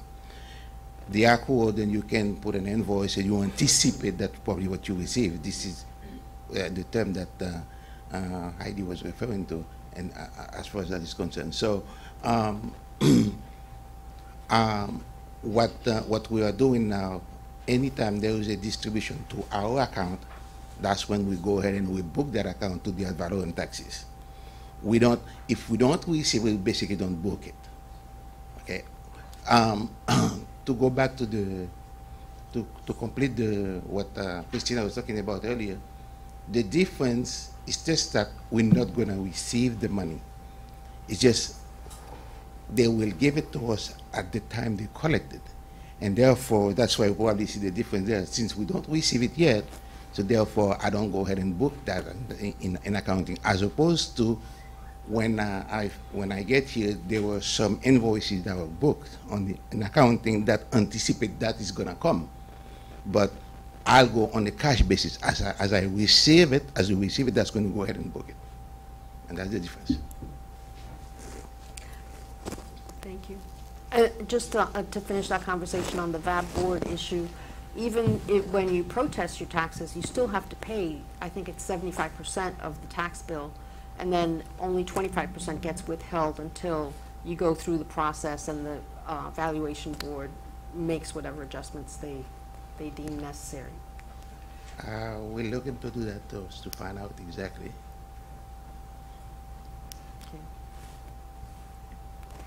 That's it for on the revenue side. On the expense side, I have Okay. just a couple of comments. And they're just things, as I say, I discussed them with the manager earlier today. We went over in the police department, which is, of course, our biggest department. We went, the overtime line item, which we budgeted $23,000, and in the current year, we budgeted about the same, $24,000. We were over some $55,000, and it's something we really need to keep an eye on before we and assess, rather than wait till the end of the year. Mm-hmm. Because for that $78,000 that we paid in overtime, we might have made the decision to hire another officer rather than pay the overtime out and have more coverage. The other thing was with the vehicles, and I understand there was some holdup in the delivery of the vehicles that we had budgeted for, and that might have had an impact on the repair and maintenance line for vehicles, where we budgeted $28,000 and ended up with expending a little over 48 for that line item. The manager said in the current year, the acquisition of 2 vehicles that we budgeted, we might go with another vendor because of the delay in filling our order. Those are some things that I think we need to keep an eye on, and unfortunately, we don't get this level of detail when we get the monthly reports from finance. Maybe what we could do is on a quarterly basis, distribute this level of detail so that we could be apprised and not, not get taken by surprise at the end of the year. Madam Manager, any response on that? If that's the consensus, we have no problem doing Okay. that. I'd like to see that. Okay. All right. Thank you, Commissioner Ross. Anything else? Okay. All right. So we have a motion and a second, I believe. Okay. Roll call. Thank you, Commissioner Ross. Yes. Commissioner Jonas. Yes. Vice Mayor Anderson. Yes. Commissioner Watts. And Mayor Coviello. Yes. Second reading will be held on November 23rd at 6:30 p.m. at a special commission meeting. November 23rd at 7? 6:30. 6:30, okay.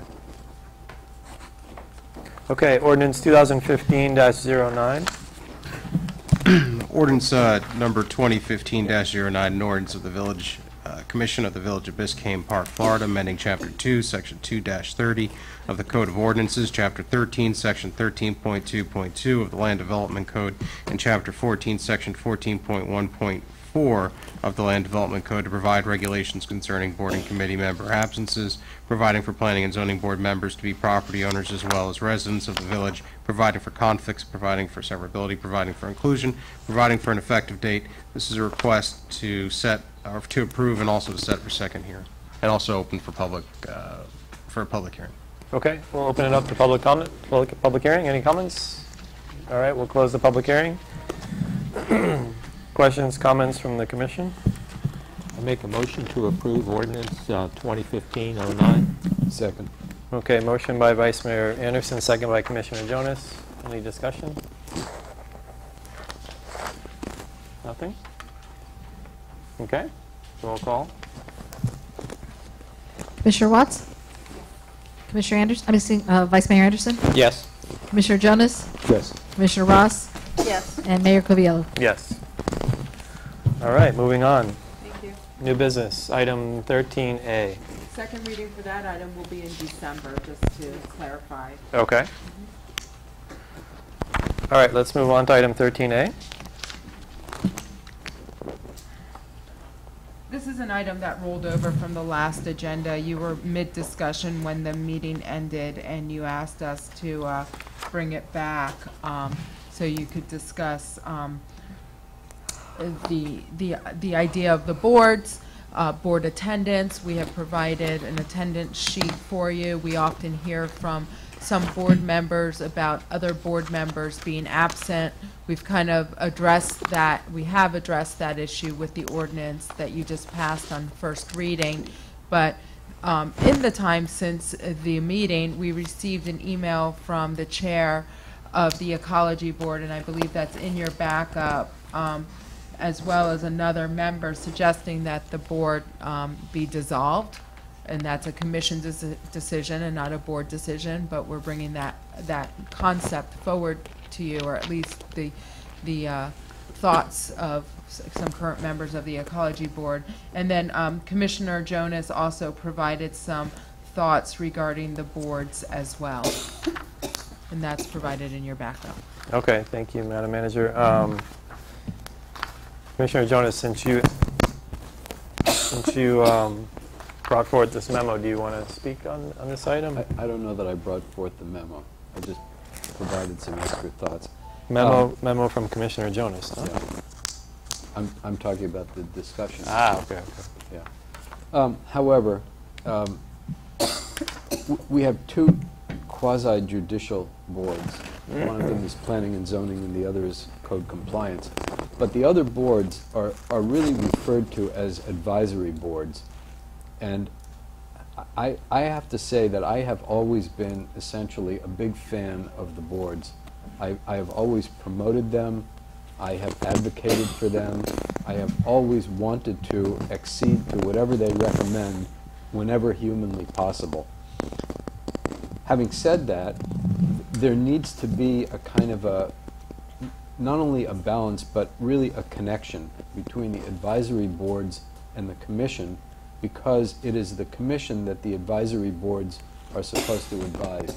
So the boards really should not be entirely independent. It's their job to consider whatever is in their bailiwick depending upon the board, and if they come up with great ideas, which we certainly hope they do because they are our neighbors and have special interest in whatever it is, then they should communicate those ideas to the commission, which ideally and theoretically should be somewhat enthusiastic about those ideas and want the board to go ahead and do further development or program planning or whatever it is. But the basic structure has to be that the advisory boards advise the commission, which will then confirm whatever the advice is, if that's possible. What we wind up with sometimes is a kind of a failure of that system, where the advisory boards are either not advising the commission, or they have projects of their own which may or may not be in the best interest of the village, and then the whole system breaks down. So I'm sort of hoping that either we can talk about it, or the advisory boards can think about it and maybe reorganize their approach so that there is a better connection and balance between those advisory boards and the commission that they are to advise. The other thing that's worth mentioning is that the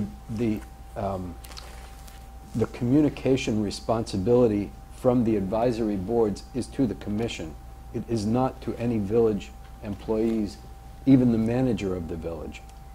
The advisory boards do not advise the manager or any other employee or give any instruction to anybody except the commission. That's the conversation. Okay. All right, you want to take the first item, the ecology board, and then we'll discuss this really, I see it as two different items. The ecology board has just informed us that they don't see a reason for being anymore. No, understood. I guess the option is, because the option is to have them no longer meet, and the board members would no longer be a board, but it's not necessary that we amend our code to eliminate the ecology board from our code. I don't think that's necessary to go that step, because in the future maybe we want, or need, there may be a need for an ecology board in the future, and I don't really think we should spend the money about amending the code to eliminate it. But I'm fine with this. If they don't want to meet, we can just disband them. Yeah, I mean, as a personal matter, I never really fully understood what the ecology board was about anyway. It didn't seem like it had a unique and separate mandate or area of interest that was different from the other boards, and it sounds like maybe they have sort of confirmed that for themselves. But I wouldn't have any problem with their just stopping functioning, and we don't have to do anything administrative about that.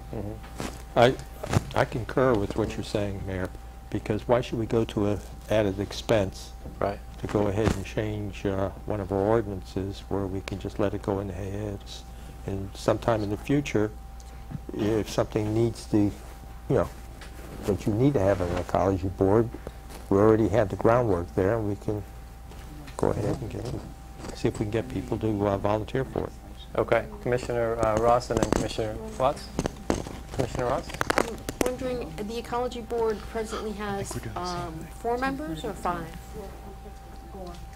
And we've heard from 2 of them who seem of the opinion that it should be disbanded. Are either of those people the chair of the board? Yeah. Okay. And you can kind of Did see they the discuss history of the board, Yeah. recent history. I wonder if they should have a meeting and decide amongst themselves. Haven't been able to have a meeting. They can't get a quorum. Well, I don't think that we need to go through the expense of amending our ordinance, although we are in the we just did a first reading of a small amendment. It's a different. I mean, if the chair puts forward that they don't feel that their board is viable anymore, I just feel that the board must have discussed it at some point. Do we Yeah, know? but I don't think that we should totally, erase it from our framework. No, I agree. And there may be a time where we get people who are interested in serving. There are I think so many topics that could be discussed by that board, That's from what they've sea said. level rise I to. think that's all. I think we all agree on that. And that's what I was saying, same thing. Yeah. You know. Commissioner Yeah, I have a few thoughts. I had been thinking, I think I suggested to someone at one point that if we're making certain changes, maybe not all boards need to meet on a monthly basis. And I think that sometimes there's no need for that. And it's a big responsibility to have to meet every single month for so much time. So that was a change that I would suggest. But we could have an ad hoc board. Have it so that it could start up if there is a project. I talked with Richie Strasberg tonight about it, and he said that in some cases that having a board actually inhibited their getting work done, because if quorum wasn't met and things were put off and such like that. So he said, well, we can still have our paper shredding day or things like that without literally having a board. But on the other hand, I think, well, maybe we should send out an announcement saying we need more people for the ecology board, and just see if anybody else is interested in serving one more time. And I do think, too, that in certain ways, I feel guilty about this because I think it's our responsibility as a commission to ask the boards, to charge the boards with certain projects and ideas. And I know that I've had all kinds of ideas about ecology. I just haven't gotten around to, to doing it. I've gone to a few meetings and talked with them, but I would be sad to see that ecology would completely die out. I would prefer, if you have half the board right now says it's not really viable, I would prefer to let the board dissolve itself. But it's still on the books, because instead of going ahead, if we happen to have one of our boards that in this day and age right now to artificially try to keep it alive, I think let the members go ahead and walk away from this for now. And then in the future, it can always start up again if there is a special need for it. And I like your idea, they could do an ad hoc committee. Can I suggest, since there has been no meeting of the board since July, that we remove the board members and just have an empty board. This way, the members can work on different projects together, because right now they wouldn't be able to put together the paper shredding day. They can, still contribute to the village at a more relaxed way, and the board will stay vacant until there's a revitalization of interest. Okay, I think that's a good sort of what you said. So make a motion to remove those board members, given that they haven't had a meeting since July. What I'm doing right now is I'm just confirming in the code that the commission can remove underneath chapter 2 of the code, and that's just going to take me one moment. I'm just flipping through right now. That's fine. Just so the commission is aware,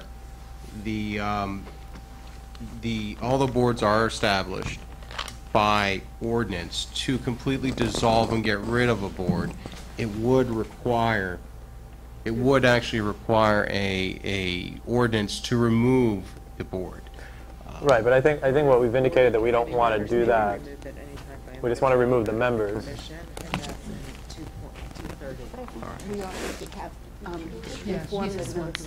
Yeah, I just want to confirm that. The alternative is instead of our the alternative is instead of our removing them, we can just have them resign. Yeah, 2:30. Which it sounds like is what they would intend to do anyway. Article 3. All right, why don't, if you want to continue looking into that, and then we'll move on to 13B. Madam Manager, while he's looking at it, we're going to move to 13B. Vice Mayor Anderson. What we have is, this is Chapter 8 in our code review committee. But we were going to discuss Part B, the second part. I'm sorry. You're right. I'm sorry. Okay. Yeah, you're right. Thank you. Thank you. All right. So the other aspect of the boards was Commissioner Jonas's memo. I mean, from my perspective, what you reiterated is what our code already says as to how what are the functions of the board and what their responsibilities are. Correct? Yeah, I was just saying that it doesn't seem to be Doesn't happening work that way, right? Yeah. So I think just the boards need to be reminded of that. And I know, I mean, I know Parks and Parkways. This was an issue that was brought up, and I think they were advised of the code and what it says. So I think we just need to advise the boards and remind them of what their rules are. Well, I have a question in that regard, because I remember, some of those flurry of emails said something about having a project. And I remember a year or so ago when we did the landscaping of 6th Avenue, and the bridge was done and it was designed by the Parks and Parkway boards, and it came to us, and we all voted, yes, we accept that. And I wondered why that wasn't done this time with the annex building, and especially because we've got people on that board who know what they're talking about, and we've got a new landscape architect on that board. And I wonder why they weren't involved, and because they have been in the past. So this is a big change. Should we then ask, like, for instance, for the landscaping for the log cabin, should we as a commission ask that we seek the advice of the Parks and Parkway Board? Would that be a possibility? I do remember seeing in the board minutes where there was discussion about the landscaping for the new building, and they asked for the plans for the building, and so there was some involvement, according to the minutes that we get in our packet. But we didn't. In other words, we didn't task them with coming up with or assisting staff with that task.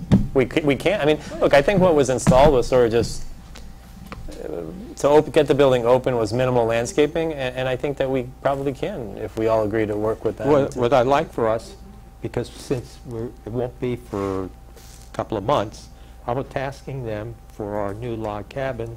What is their suggestions for landscaping, and what is their suggestions to minimize that huge electrical panel that's outside there? I'd like, I'd like to have them involved. We could task them and come back for hear what their suggestions and are. I think we could ask the members of the ecology board, even past and present, also some of whom, like Tom Plisk, isn't on the board now, but I mean, he knows so much about xeriscaping and all, and I think that was part of our commission's goal, is to have as many native plants and all as possible with every project, so that we could get some involvement there. Other comments?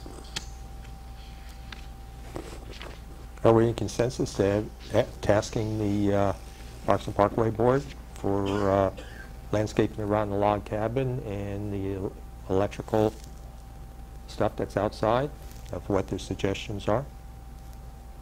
Yeah, I mean, I think it really wasn't part of this discussion necessarily, but I'm happy to open that up. And well, I figure with this meeting, this way it gives them some time. Yeah. Well, I know Dan. Go ahead. No, I was just going to say, I know Dan sent out that email, and I thought it was, to sort of shield the electrical panel. I think he had some great ideas there, and let them formally come back to us. Okay. I was going to say, I guess I'm curious, since things are this far along with the annex building. I mean, it's fully operational, it's occupied now, and there's some planting around it, even if it's grass. But if we didn't ask the Parks and Parkways Board to think through this, or if they didn't want to do it, what would be the plan? Heidi, I guess I'm asking you. Where are we with that? Are you satisfied with the landscaping we have, or do you feel like we need more? At the annex building? Yeah. I don't see us putting any money into it right now until we know what needs to be done with the log cabin. If I could make some recommendations, Sure. I recommend that the Parks and Parkways Board work directly with the commission on this. Your next commission meeting is December 1st. You probably don't have a formal commission meeting until February, yet the building's going to open in January. So that means you should prepare for a workshop with Parks and Parkways.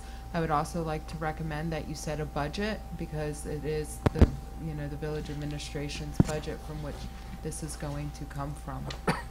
Well, I mean, is there any, are there funds set aside for landscaping of the log cabin and the connection between the log cabin and the new building? At this point in the project, there's not funds for landscaping. We would go into the village landscaping budget. Okay, so it seems to me that they can help us, and we can take our time in coming up with something nice, that we don't necessarily need to rush and do the landscaping before the building opens. Right? Yeah, I'd like to hear what their recommendation would be. I mean, and I agree, because it may be their recommendation right now, since the lack of funds, it may be don't do any landscaping except for grass around the log cabin and whatever, but if we come up with some money to go ahead and at least hide the huge electrical panel. I'd just like to hear what their thoughts are. Okay, all right. The electrical panel should be addressed before the building is open. We were going to just put some shrubbery up around it too. Okay, so I think then the pressing item is limited to the electrical panel. Right. And then we have more time with the rest of the Right, and because I like one of the suggestions is not having shrubbery, having signage around it, but I'd like to get a lot of different thoughts on that. So is the commission committed to having a special meeting with Parks and Parkways in early December, so there's enough time for whatever the recommendation is to be manufactured? I'm just trying to help you along in thinking out this timeline and this process as we deal with the timeline of the building on a daily basis. Well, let's see, what is the next meeting of the Parks and Parkways? It should be November 24th. Ain't that Thanksgiving? The day before. Oh. They asked for it. Well, we could ask them if... How about the December meeting? Your December meeting's December 1st. Oh, okay. Okay, I mean, I'm fine with having... So perhaps we should put on the December 1st agenda a discussion with the Parks and Parkways Board. They'll have a meeting on the 24th. I don't expect them to have to come up with solid plans between now and then, but they can brainstorm with you at the December 1st meeting, and you can decide at that meeting what your next steps will be. Good idea. I'm just, like I said, trying to help you through the timeline. Okay. Commissioner Roth? But just wanted to mention that every January we do an MLK Day of Service, and we've been doing sort of common areas in the building, in the village, and this may be part of what we do. We fundraise, and usually we raise about $1,000. So, might be something that we can add to the landscape budget for. Great. But as part of that, like MLK, we did the Parks and Parkways helped with the design, right, of what we did? Yeah. Right. Okay, good. Right. All right. Yeah. Barbara, I had a suggestion I was going to add for discussion for next month about the Martin Luther King Service Day, so I still want to discuss it, an alternative. Okay. Mayor, can I make Yes. one last suggestion to this item? Sure. And that's that you appoint a liaison from the commission who would attend the November 24th Parks and Parkways. So there's direct communication between the commission and the board. Okay. I'll be out of town, but if anyone else interested? A volunteer. Commissioner Ross? Yeah. Or anyone else interested? I will if I can, but if I'm cooking Thanksgiving. Okay. I wouldn't be available. Commissioner Ross, you are the one. November 24th. And just so you're aware, only one of you could be on the board, either, and the reason why this is due to sunshine law. You can't have two members of the commission on the same board. Okay, so Commissioner Ross, you're available? Yes. All right, perfect. 6:30? 7:00. All righty, let's, I think we're, did you get an answer on the other issue? Yes, I do. You do have the authority to remove members of a board at any time by majority vote.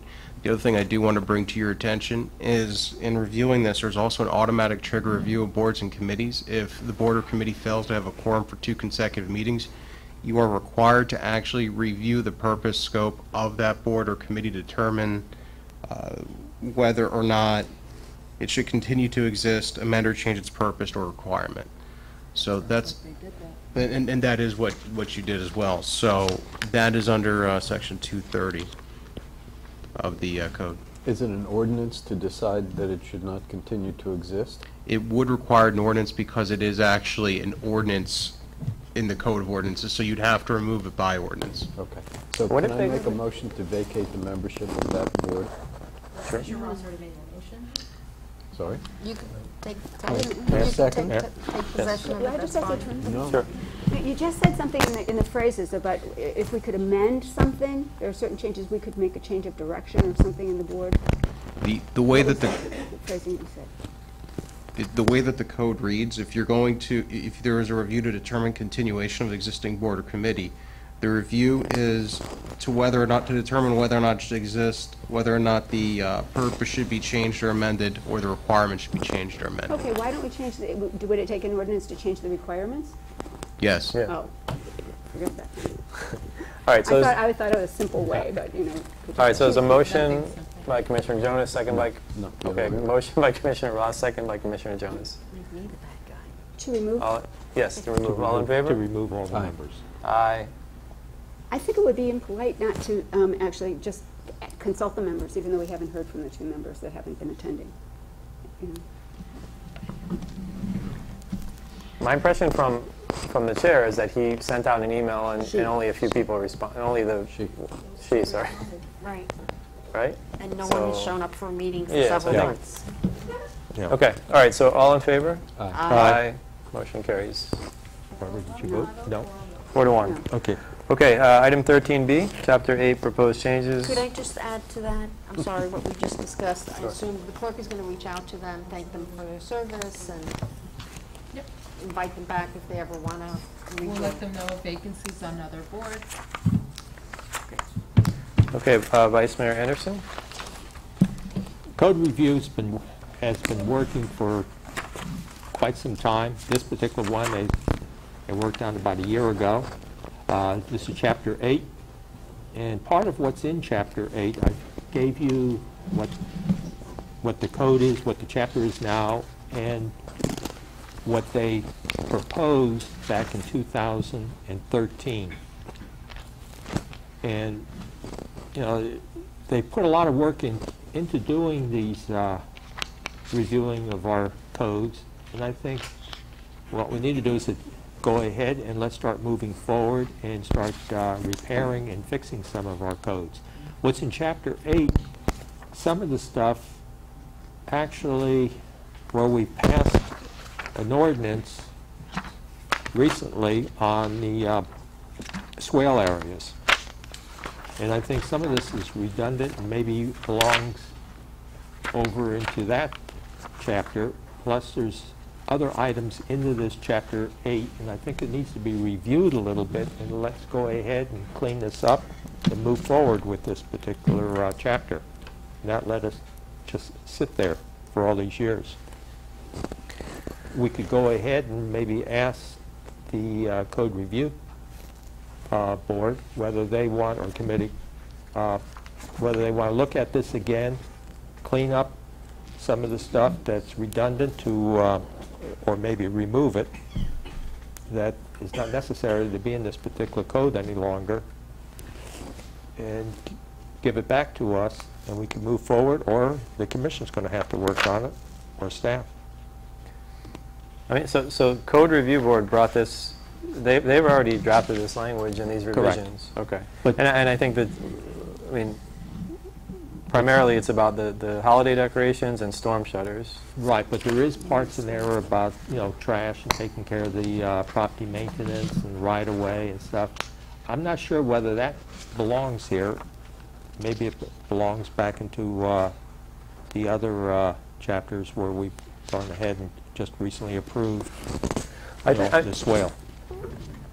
I mean, from my perspective, I think, you know, they worked hard on this, so I think it's in our hands now. Let's move it forward, and we could work on the language. You know, let's. That's fine. I brought this up just so it just doesn't sit there. No, that's fair. I mean, I know all that this time. people. You know, I know that the storm shutter issue has been brought up recently, and we don't have a provision in our code that addresses it, so we need to do it. And it also comments? reaffirms the house numbers too. Mm-hmm. Yes.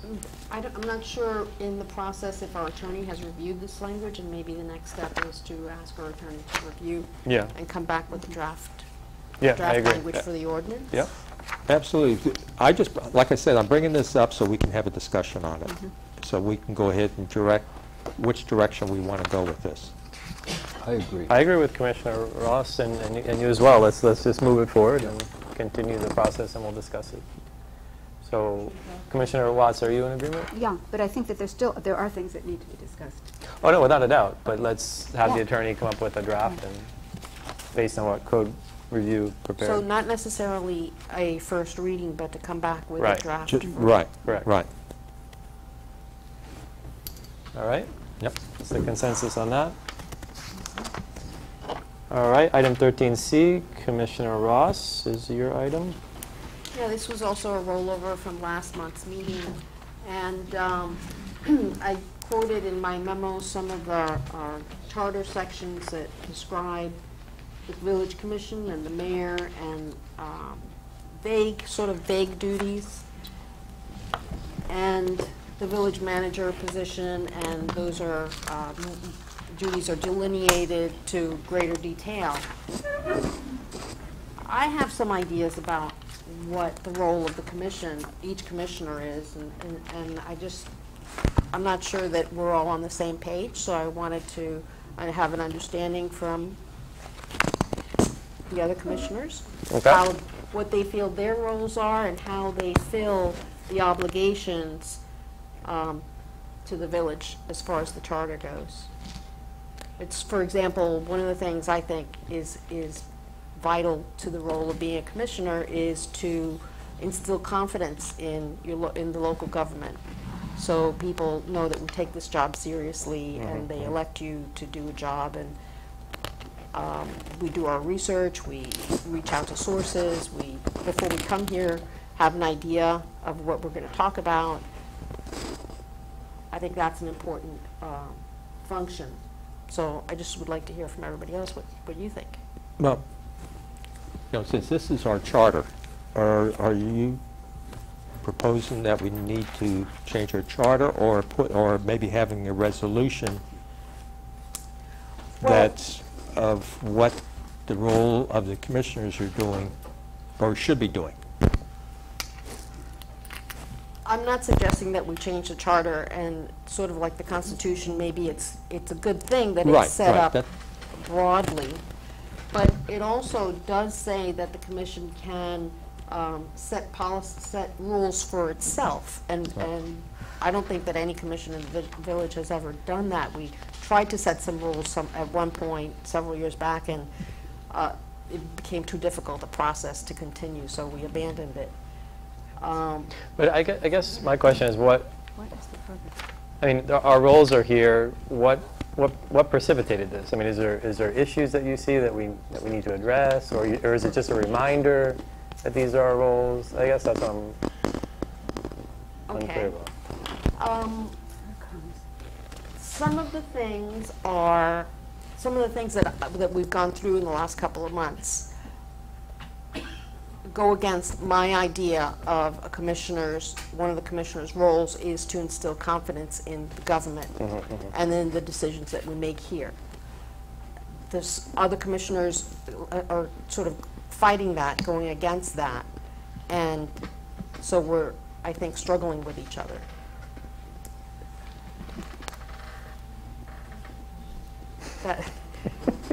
How with the rocks? Well, I know it's uncomfortable. I think you Yeah. sort of have to hit it head on if you Right. didn't list, because I don't know where you're getting at.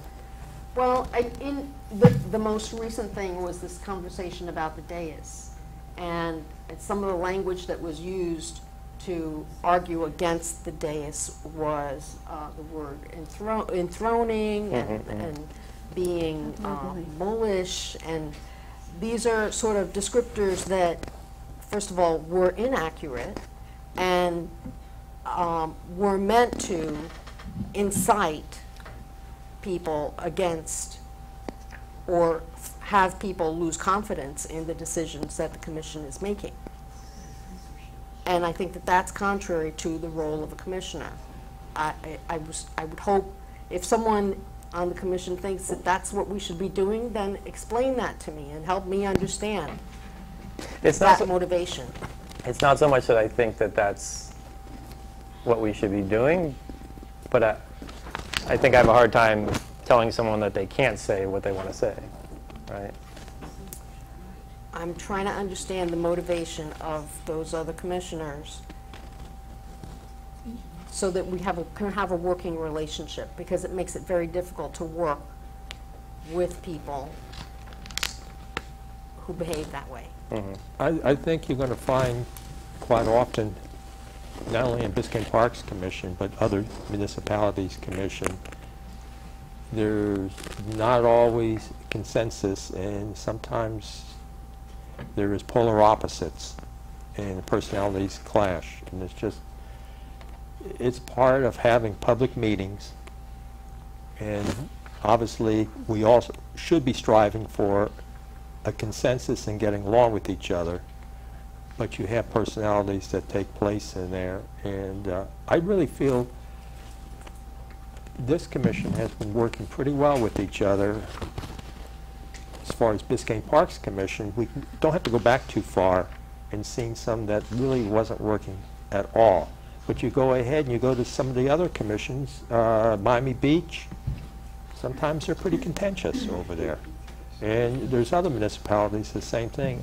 It's just a matter of, this is part of the democratic process. Yeah, I understand that there are going to be disagreements, and people come with different histories and different experiences and are going to approach issues differently.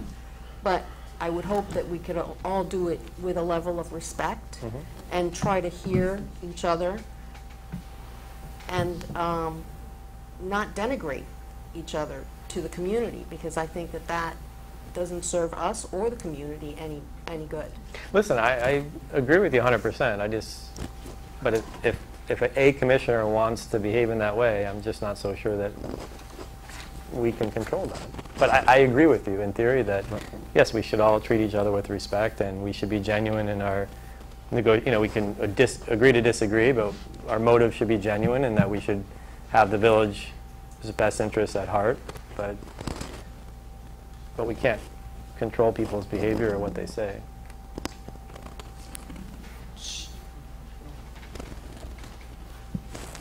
Since the charter provides for the commission to establish rules for itself, can we explore developing those rules for the commission? And of course, given that any commission that gets elected, they could alter them, change them, just like we're changing the code in different ways. Like codes of conduct, or I mean, I think other municipalities may have those. Have you been able to get any examples of? Because I think some cities have. I've seen some, and some are very rigid, and others are loose.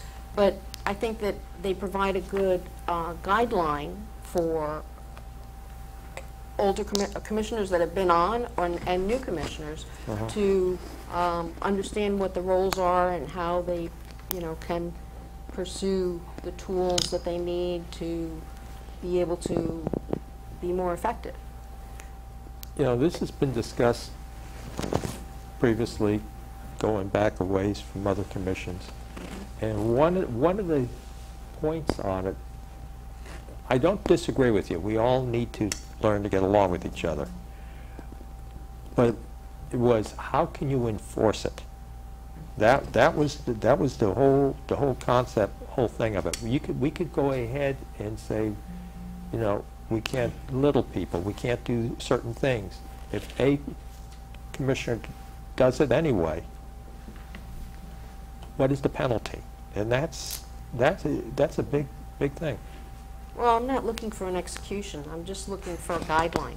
But the point is you're still going to have some people that happen to have a certain kind of personality that if there is no way of not having them do that, there's no penalty for it. And that's why I agree with our mayor.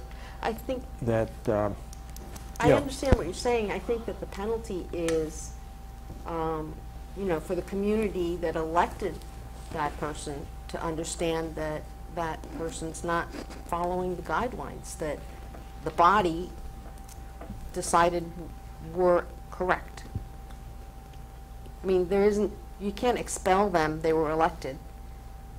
We, 4 people can't expel one person. But if you have certain rules and they're not being followed, then that discussion has to happen also. If we don't have any rules, then there's no guidance. I mean, do you want to maybe bring some, we can revisit it and bring some like sample protocol, or we could have a more concrete discussion about it, or? I know that would help me. Okay, I'll do that. I'll do that. And something else I wanted to mention. I see in the manager's report sometimes David Mayer speaking as a special guest here or there, Miami Shores or Kiwanis Club or whatever. I would rather know about that before, so I could maybe attend or put it in your neighbors. Maybe some of our residents would want to attend, I think. No, it's a good idea. People, it's a sense of pride that their electeds are going out in the community and building relationships with other Yeah, a good point. I agree. agencies. So that would be good if you could do that. Absolutely. And I'll bring back something a little more concrete. Okay, perfect. All right, let's move on to 13D, Madam Manager. Can you bring up the Hollywood piece?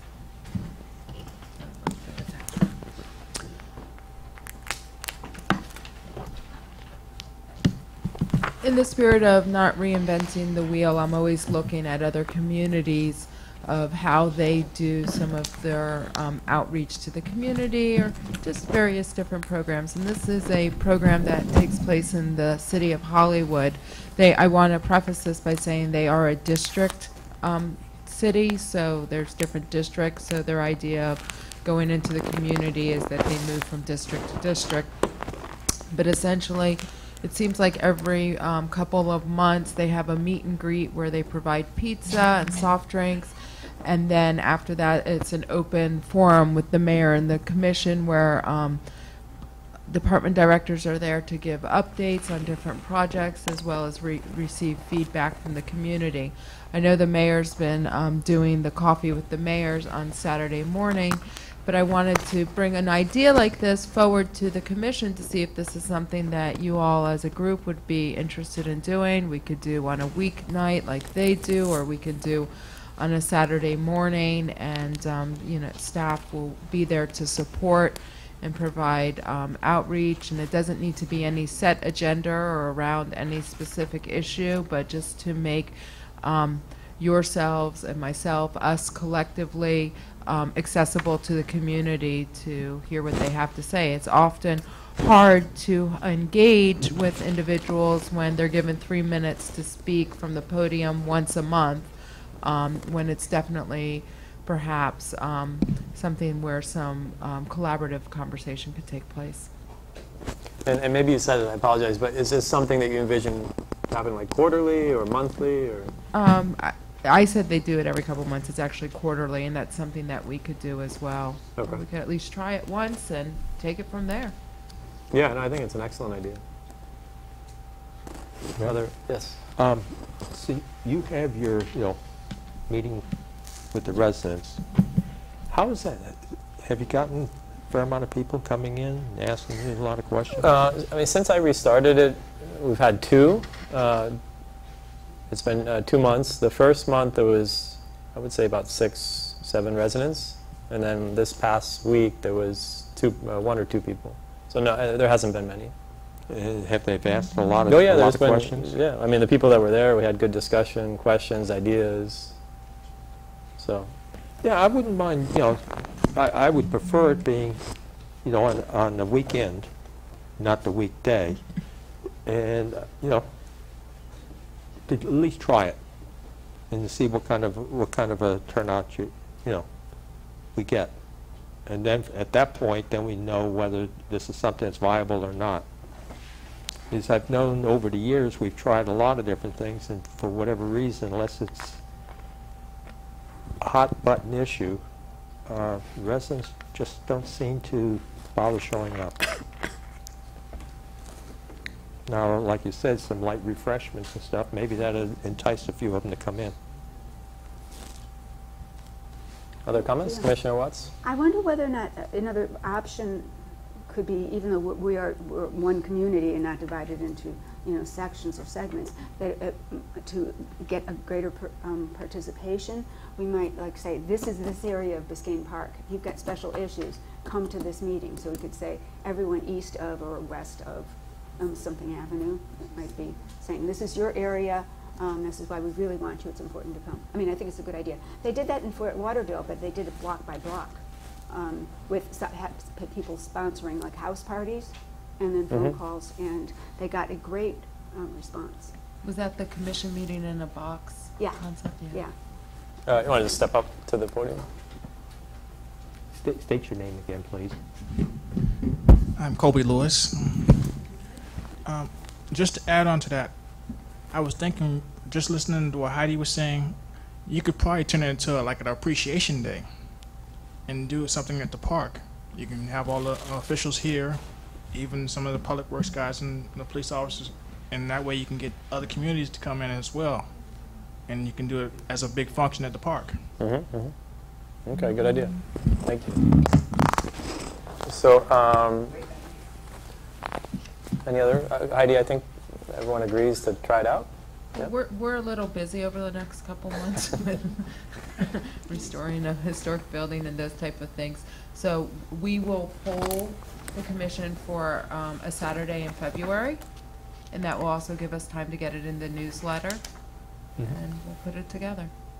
Okay, thank you for bringing it forward. Good idea. Are you envisioning all of us being there together? I think it would be great. Is that a sunshine problem? We notice it like Well, any meeting. We can just Okay. notice it, right? Okay. Correct? As long as it's noticed and minutes are taken, if anything's discussed, you're fine. Thank you. Okay, no, thank you. Thank you for being open to the idea. All right, item 13E. Every year we select the designate for the Village of Biscayne Park for the Miami-Dade County League of Cities. They have monthly events. It has been me, I think, this past year or two. But I think Vice Mayor Anderson attends probably more frequently than me, just because of my schedule. So if you're interested, or if anyone else is interested. I am interested. Okay. So. I nominate. Okay. And why don't we have an alternate? Sure. If I'm unable to attend. Okay. If somebody wants to be an alternate. I mean, I can be the alternate. Okay. As long as you. Yes. Okay. All right. So we're going to designate Vice Mayor Anderson. Okay. Item 13F, Recreation Center lighting. Vice Mayor Anderson. I put this on there because we've been hearing from a lot of residents who are concerned with the lighting around the rec center, especially along the sidewalk and going in and out of the rec center at night. And what I would like for us to do, instead of going piecemeal with this, let's go ahead, and I'd like for staff to go ahead and contact a couple of companies that do this, they can come back, give us their recommendations and their total cost of doing the whole project, the sidewalk and the entranceway. We could go ahead, if we decide we like a design, we could do it in phases, so at least each part will tie into each other. You're not going ahead and, let's say, do the lighting at the entranceway, and then later on we want to start with going around by the sidewalks. We've got to be running new pipes, new electrical lines. If we have a design in place and something that we like the design, like the looks of the lighting, and then we can go ahead and move forward. And obviously the first place is what the foundation, and I agree with them, is the entranceway. We can start, and that would be, we could call it phase 1. But at least have a plan in place, and over a few years we can get all the sidewalks properly lit for the people using it. Because it isn't that far back, and some of us have been here for a while, new we were always told you could never have a sidewalk around our recreation center. It was too expensive. It could never be done because they didn't think about doing it in phases. And it worked out that we started to do it in phases, and we have a sidewalk around here, very heavily used. And we can do the same thing with lighting. Commissioner Watts? Yeah, I think it's a great idea, and I also wonder, because Parks and Parkways, at the meeting I was at a few months ago, Kimberly, I think her name is a landscape architect on that board, and she had suggested, and then we went to Christian about it, that there are various companies that she could suggest that she said they would do free estimates because they want your business of like the whole thing. And I don't know, last time I asked Christian, he hadn't heard back. I don't know if there's been any progress on that. Well, I mean, most companies do give free estimates on lighting, so that's no problem. We currently have 2 estimates. The foundation had asked us to get 3 for the entrance lighting. As George mentioned earlier, and Marie, they have $2,000 set aside. We have $2,000 in the budget. Once we have the 3rd quote, we were hoping just to go to the foundation, get their approval, and at least get the entranceway lighting going. But we can certainly go out and get estimates for going around the entire perimeter for the park, so the commission kind of has an idea of how much this costs or how much it doesn't cost. And this includes all your electrical, everything, the whole package. In other words, a turnkey kind of a package. Correct. Yeah, because if we were to just do what we have with the 3 estimates, then if we would then get a design from someone else, and it would be inconsistent with what was already set up. But, I think an overall plan would be much. But can't the companies that you reached out to that are providing the entranceway, can't you just ask them to expand the scope and give you a proposal for the whole thing? Or? I don't see why not.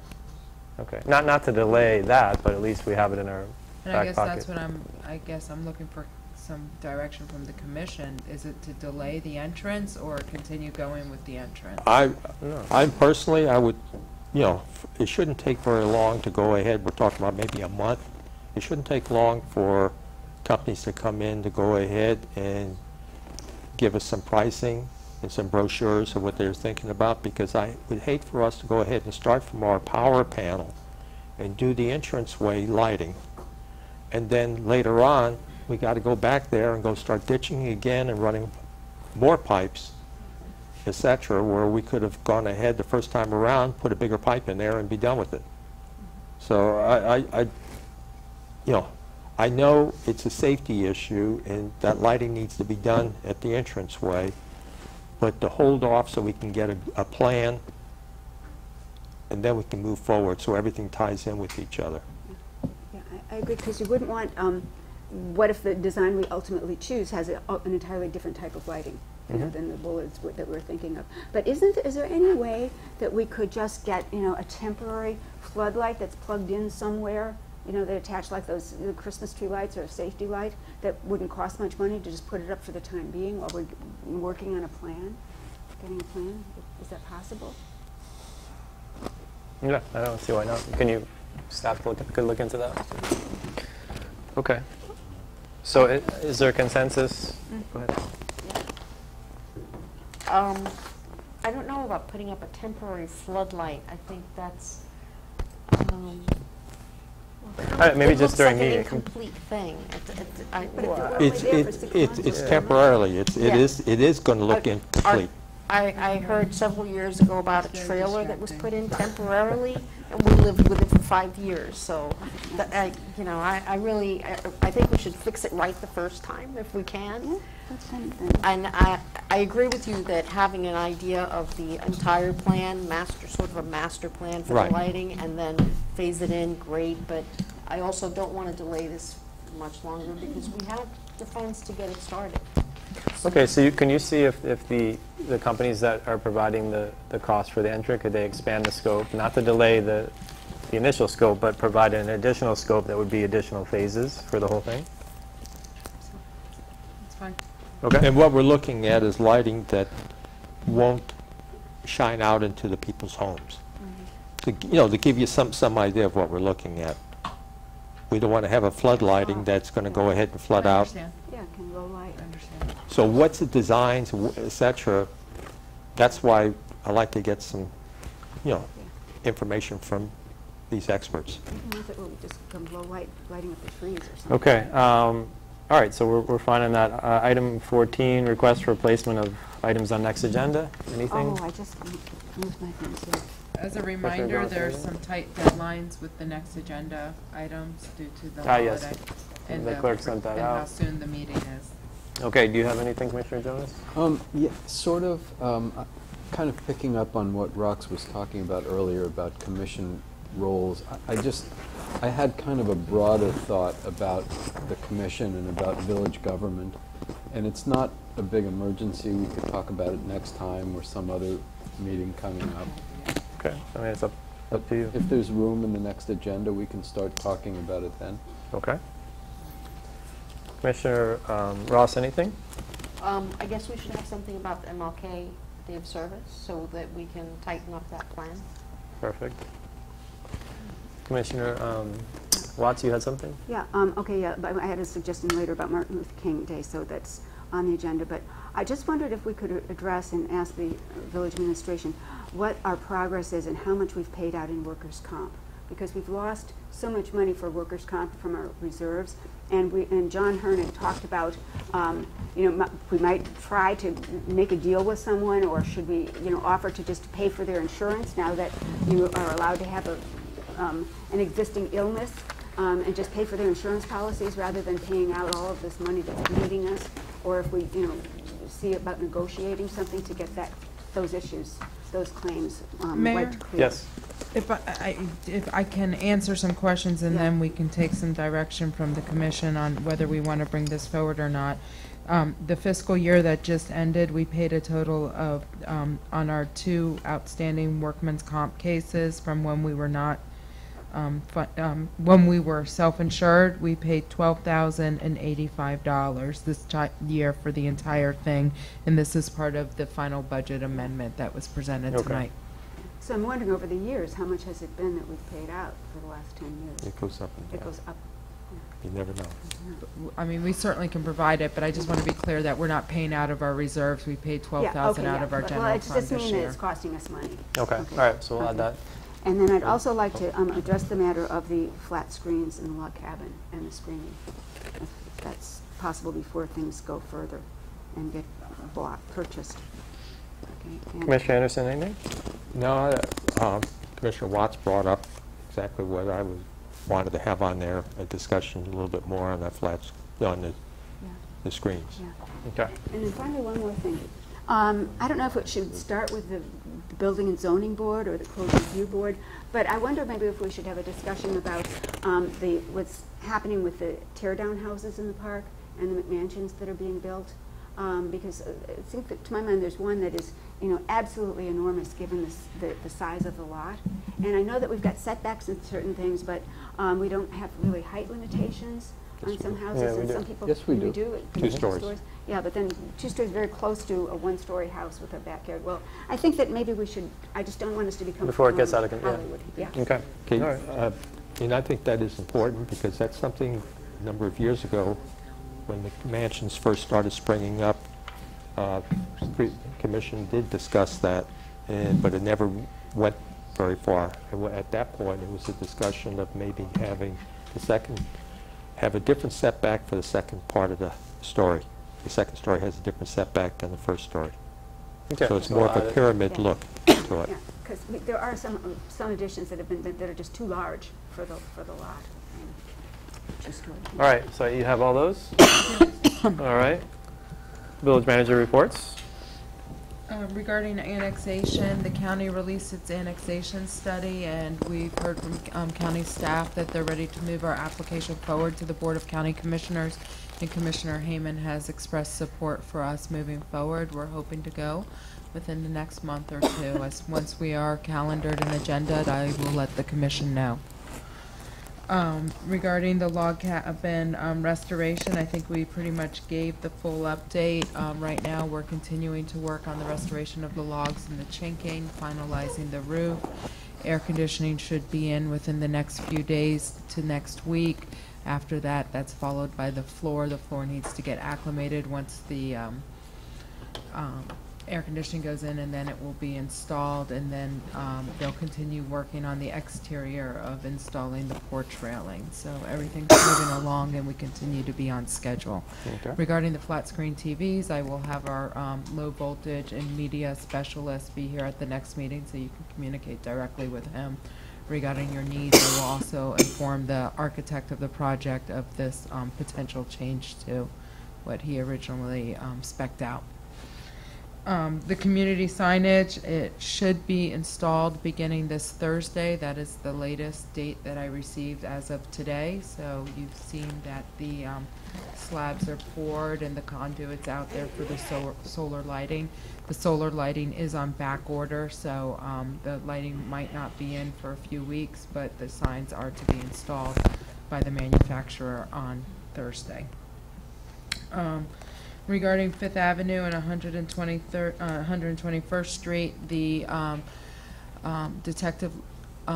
Lieutenant Detective Pineda and I met with the local fire chief to discuss access. That is part of the process, if you recall, from Miami-Dade County. If we were to close the median at 121st Street and Fifth Avenue, he needed some time to do some homework as well as talk to North Miami. It's probably been just 2 weeks since we talked, and we haven't, or maybe it's just a week. It hasn't been 2 weeks, and we still haven't received an update yet, but that we're following the steps in the process, and then once we have all our information, we'll come back to the commission. I've been keeping the residents in that area informed of our progress as well, and they seem to be grateful for that. Per my employment agreement, in every December, the commission has the option to provide me with an annual review. Last year, we met one-on-one and acknowledged that we had done that at the commission meeting. The schedule seemed to get away from us, and I believe we didn't get back here until January or February. Unless there's any difference of opinions on the commission, I would like the ability to do it that way again over the next couple months. Meet with those who wish to meet and do informal or formal review. Okay, is there agreement on that? No problem. Commissioner Watts? Okay. Great, thank you. Right. Basketball courts. We,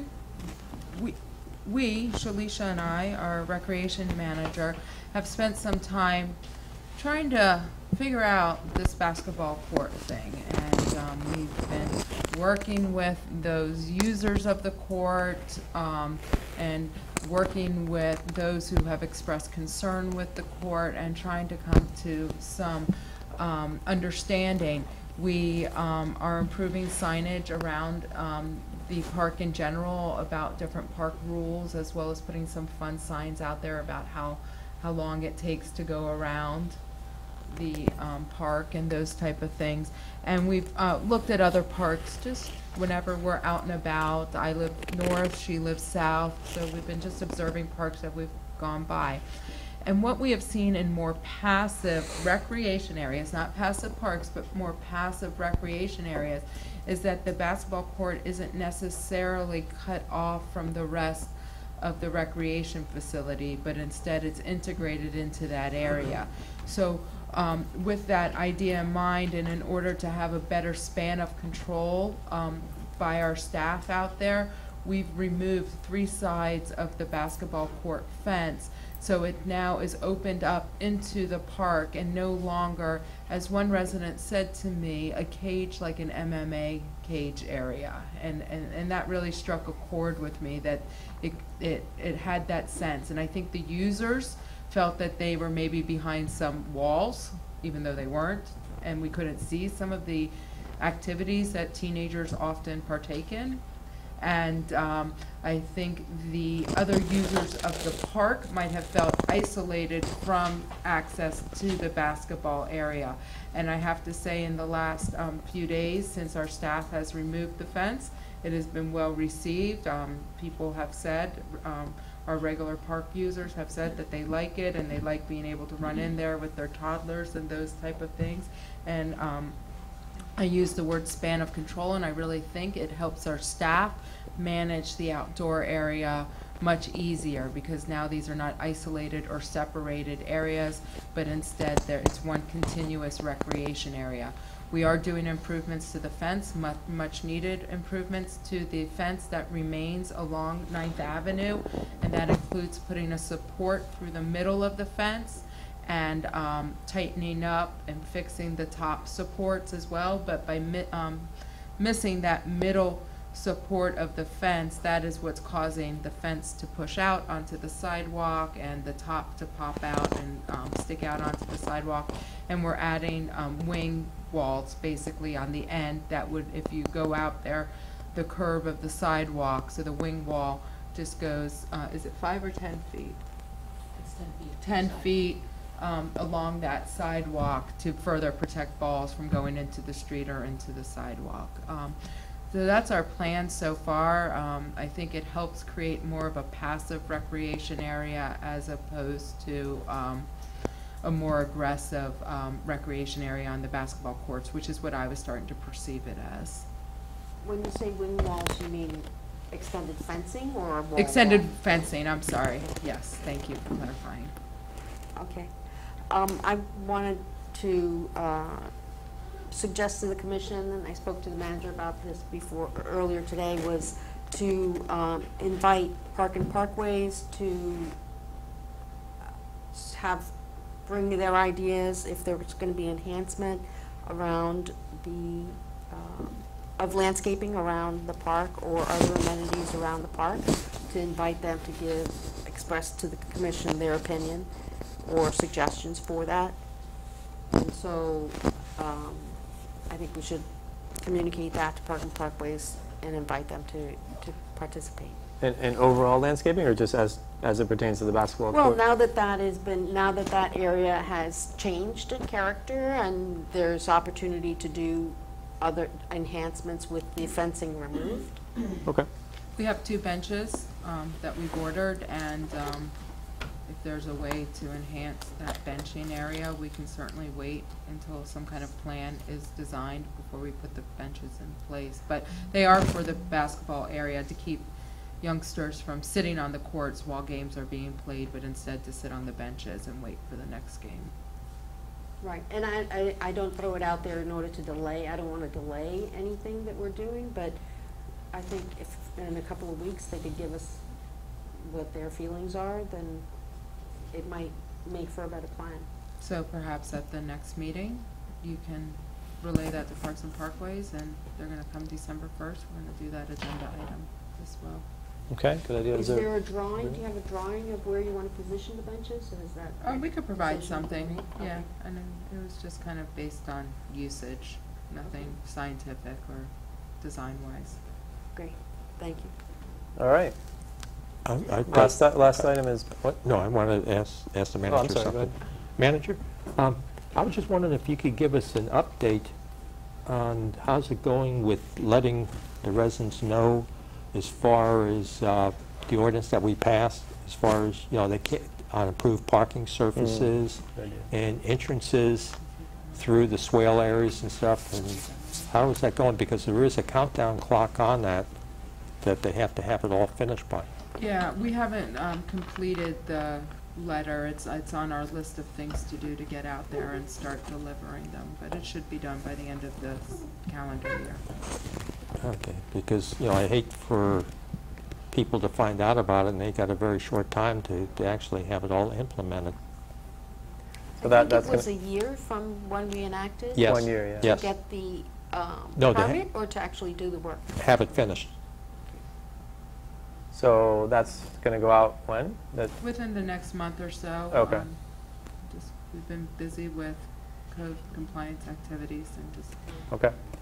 If I could return to the park discussion for just a second. Sure. I came by here Sunday afternoon, and there were a lot of people at the park, and it seemed like a nicer environment than it was with having the fencing fully up. I like the way it's panning out, so thank you for coming up with the idea and for getting that part done. Thank you. I appreciate that. Okay. Yeah, originally there was only one fence along by the street. And at that time,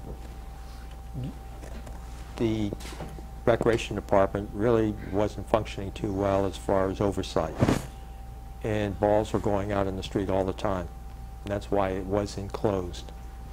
But your thought on having that up there and those two side pieces, that should stop the balls from going out in the street, and it gives full access. And because you have a more of a professional staff than back at that time we had here. Thank you. All right. The police, on the Yes, police. the last one is the police. Is the last piece. And having attended the Crime Watch meeting last week, and there were residents who spoke about not feeling very secure as they remember feeling in the past. And those, I think, are valid concerns. We need to recognize what their sense of security is. But today, I got an email from Milt Hunter with the crime stats and the graphs that Chuck had put together, and that sort of proved out to me that there hasn't not really been an escalation in crime events, at least as far as what was reported in those figures, and that went through to 2014. I'd like to be able to get this out to people. I don't know how many people are on Milton's distribution list, but I'd like to be able to get this information out to people so that they understand that although you might have had something happen to a neighbor or in your home, it's not prevalent in the city, in the village. And when compared to neighboring communities, our records are actually fare much better than neighboring communities. So if you could speak to that, Chief. I'd just like to preface that before the Chief speaks. Okay, yeah, I think that's fine. I think it's a good idea, but I think we need to kind of be careful how we couch it, and not so much as to dismiss what some residents are saying as a concern, right? Yes, but and that was not, I don't No, want to I know dismiss that's not your- anything. I exactly, want no, to I- recognize that if that's their sense, we want to make sure that they return to that sense of feeling Right. safe in the village. And then we also want to emphasize that they need to be able to safeguard their property so that we're not inviting criminals in because properties are not being safeguarded. Yeah, and Also, that's been made clear. I don't know how many more times you can say but it. also, we're an unusual community that are actually sending this stuff out, letting all of our residents know week by week what is happening with our police department. Most communities don't bother doing it, so they're in the dark.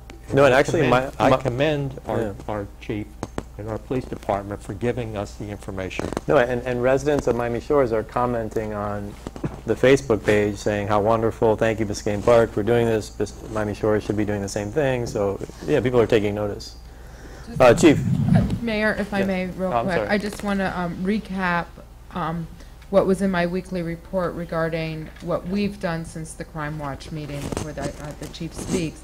And that's that we got together and we looked at, after hearing the feedback from those that were in attendance, we got together and discussed patrol activities, increasing visibility, addressing what we understand to be some perceptions about crime, and as well as improving our communication. So, as I said at the Crime Watch meeting, there's always room for improvement, and these are the 4 points that we continue to discuss every day. But I want the chief to directly address the idea that we've heard that it's unsafe here in the village. This is a lovely community. There are wonderful people here, but it's a very low crime area. And as your police chief, I have to tell you that there is no increase in crime whatsoever. It's very safe here. There's no crime. There's no crimes to be feared here. There's no trends. There's no patterns. There's just no increase in crime here whatsoever. There are some crimes of opportunity that occur here, and some crimes that are initiated in surrounding communities and sometimes bleed over onto some of our streets. And a lieutenant's tasked with investigating those kind of things. I'll let him speak about that a little bit.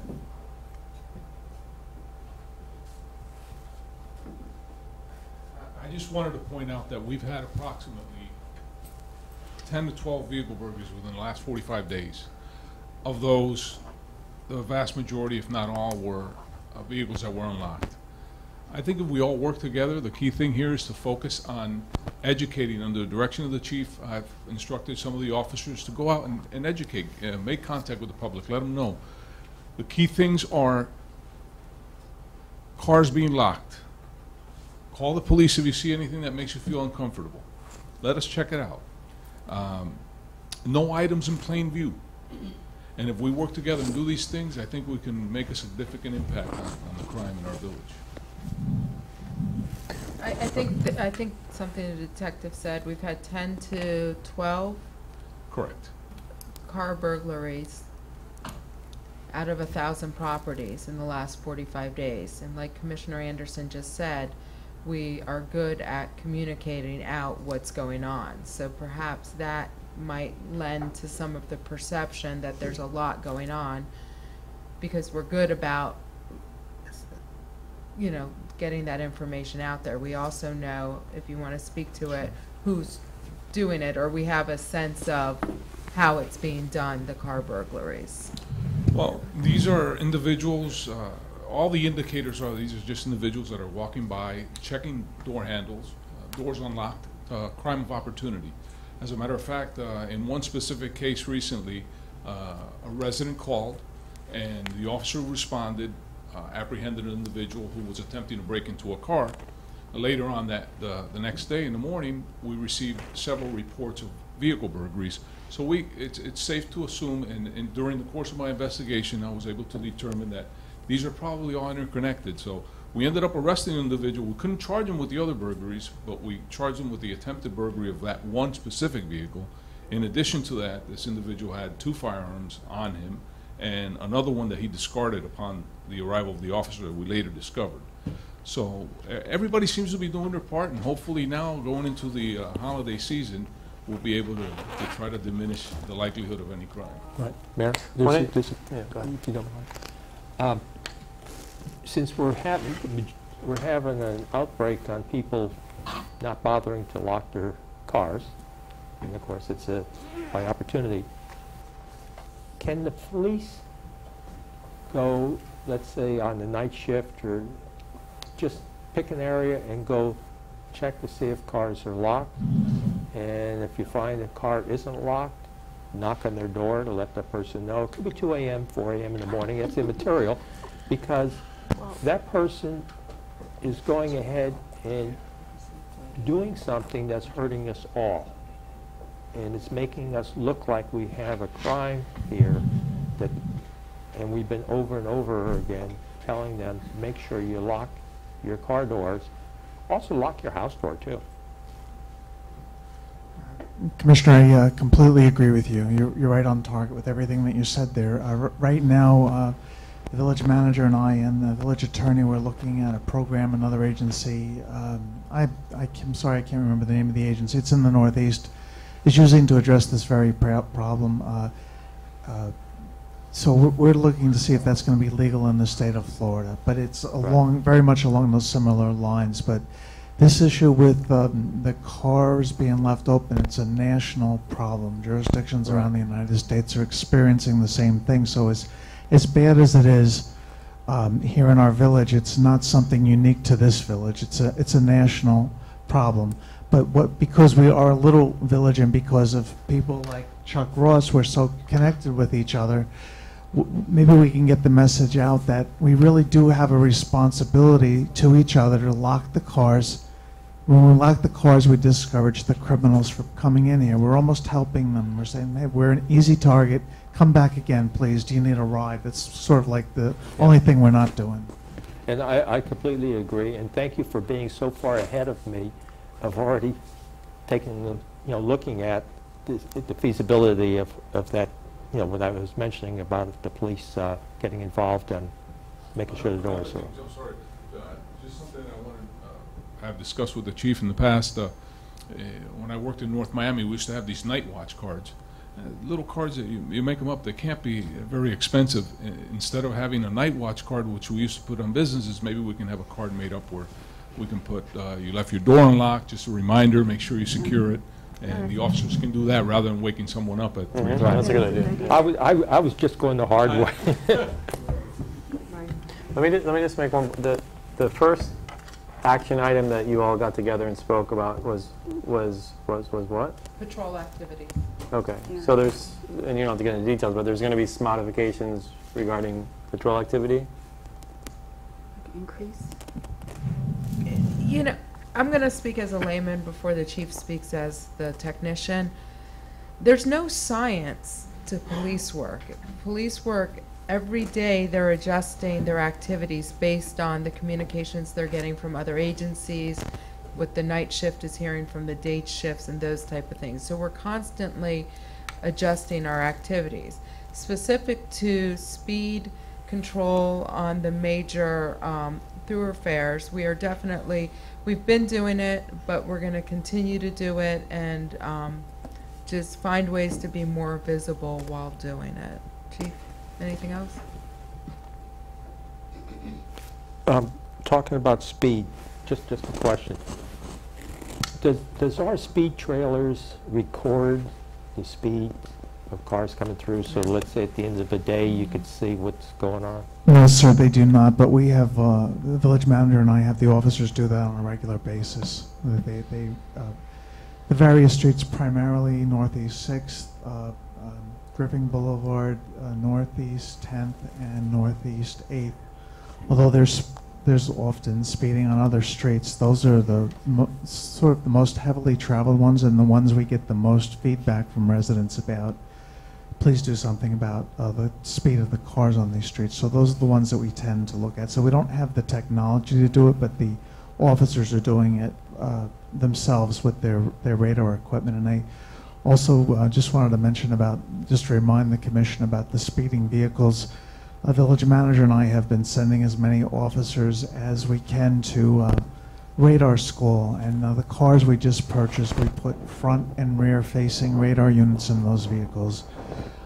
Through a grant we got handheld radars, so we're trying to do as much as we can to address the speeding vehicle issue. Because I know over in my area, it's a rare time that I see a car that I consider speeding.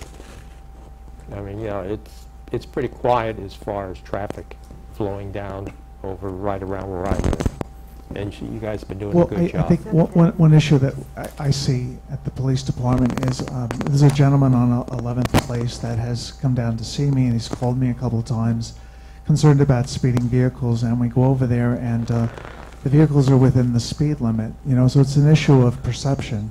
Correct. And we often invite people who complain about speeding vehicles, hey, could you please come down and spend some time with us, just see how the radar guns work, see what the actual speeds of the vehicles are. And, you know, another thing, the message we try to get out is please spend a little bit of time riding with an officer for a couple hours so you can get an understanding of why they can't always be on your particular street. And unfortunately, people do not take us up on those offers, but they're out there and they're always available to anybody that wants to do it. And I commend you for doing that, because, you know, all you can do is at least reach out to the citizens. And thank you. Okay. Can I just add something? Sure. You know, what we've noticed lately is the message must be getting out, because there's been how many incidents now where people have called 911 and it's stopped at least 3, I'm trying to think, at least 3, and crimes that were taking place. So that's the most important message. And you know, if we could just get people to, you know, be aware of their surroundings, know their neighbors, and you know, just don't hesitate. Call 911. You know, if you're not sure if it's an emergency, or you find that you know, you're uncertain, call 911. That's the message we just need. We've been trying to get out. I think it's getting out. So. Can I just ask one question to Detective Pineda? The gentleman, I don't know if I should use that word, but the person that you arrested, I believe, or the police arrested with an attempted burglary or car break-in, and then he went on to get arrested, I think, 2 other times in Miami Shores. Okay. What's that? It's that St. Remy. We've arrested a couple of them, but I think you're referring to Jory St. Remy. Yes. Okay. So what is the status? I mean, he's out free and. Unfortunately, we can only do our part. No, understood. I'm just curious if you had information on it. He is free right now. We know where he hangs out, and we're trying to keep tabs on him. Obviously, we encourage anyone who sees him anywhere in the village to immediately call. And there's a statute, a Florida state statute for loitering and prowling, and if an individual is known to law enforcement to be to commit criminal activity, it gives you the opportunity to engage this person anytime you see him. So as a result, we've put out the word to all the officers that if, or any citizen who sees him to immediately call us. See him, call 911, tell them there's a man that the police department is looking for, and he's right here. Okay. Why can't they keep him in jail? And also we do have a video on in one of our burglaries, where it appears as though it's going to, it may be him. If it is him, as a matter of fact, I'm taking the video on Thursday to the Dade County as a favor. Dade County is doing me a favor. Their Homeland Security is going to try to enhance it, see if we can get an image of it. If I can make a case and actually arrest him, due to the fact that he's been arrested for so many different vehicle burglaries, what I'm going to do is I'm going to have a meeting with the head of the felony division of the state attorney's office to see if we can get an enhanced sentence this time, if he's convicted or if they do a plea deal, so that he doesn't just do a couple of months in jail. Maybe he can do a couple of years, and we can be safe. Our vehicles can be safe for a couple of years. Okay. All right. Thank you. All right. Someone mentioned 911, and that was one of the topics of discussion last week. Are we going to have a representative of 911 come in, or? I'm sorry. Having a representative of 911 at the next Crime Watch.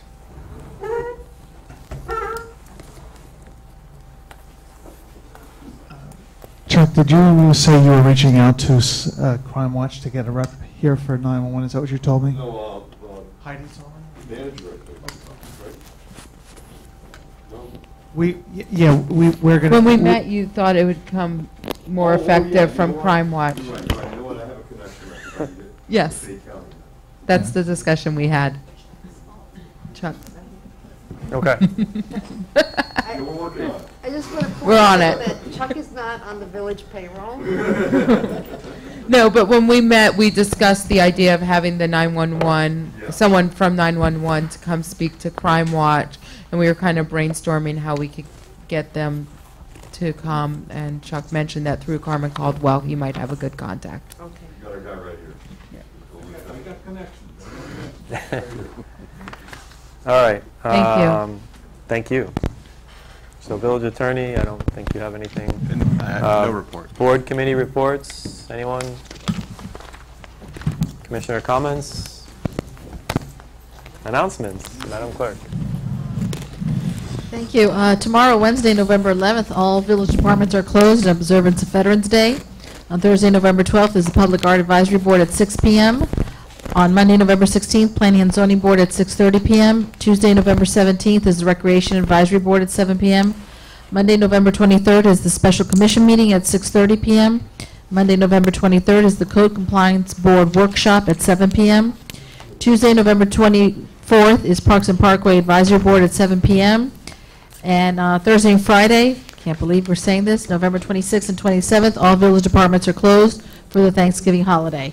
And our next regular commission meeting is Tuesday, December 1st at 7 p.m.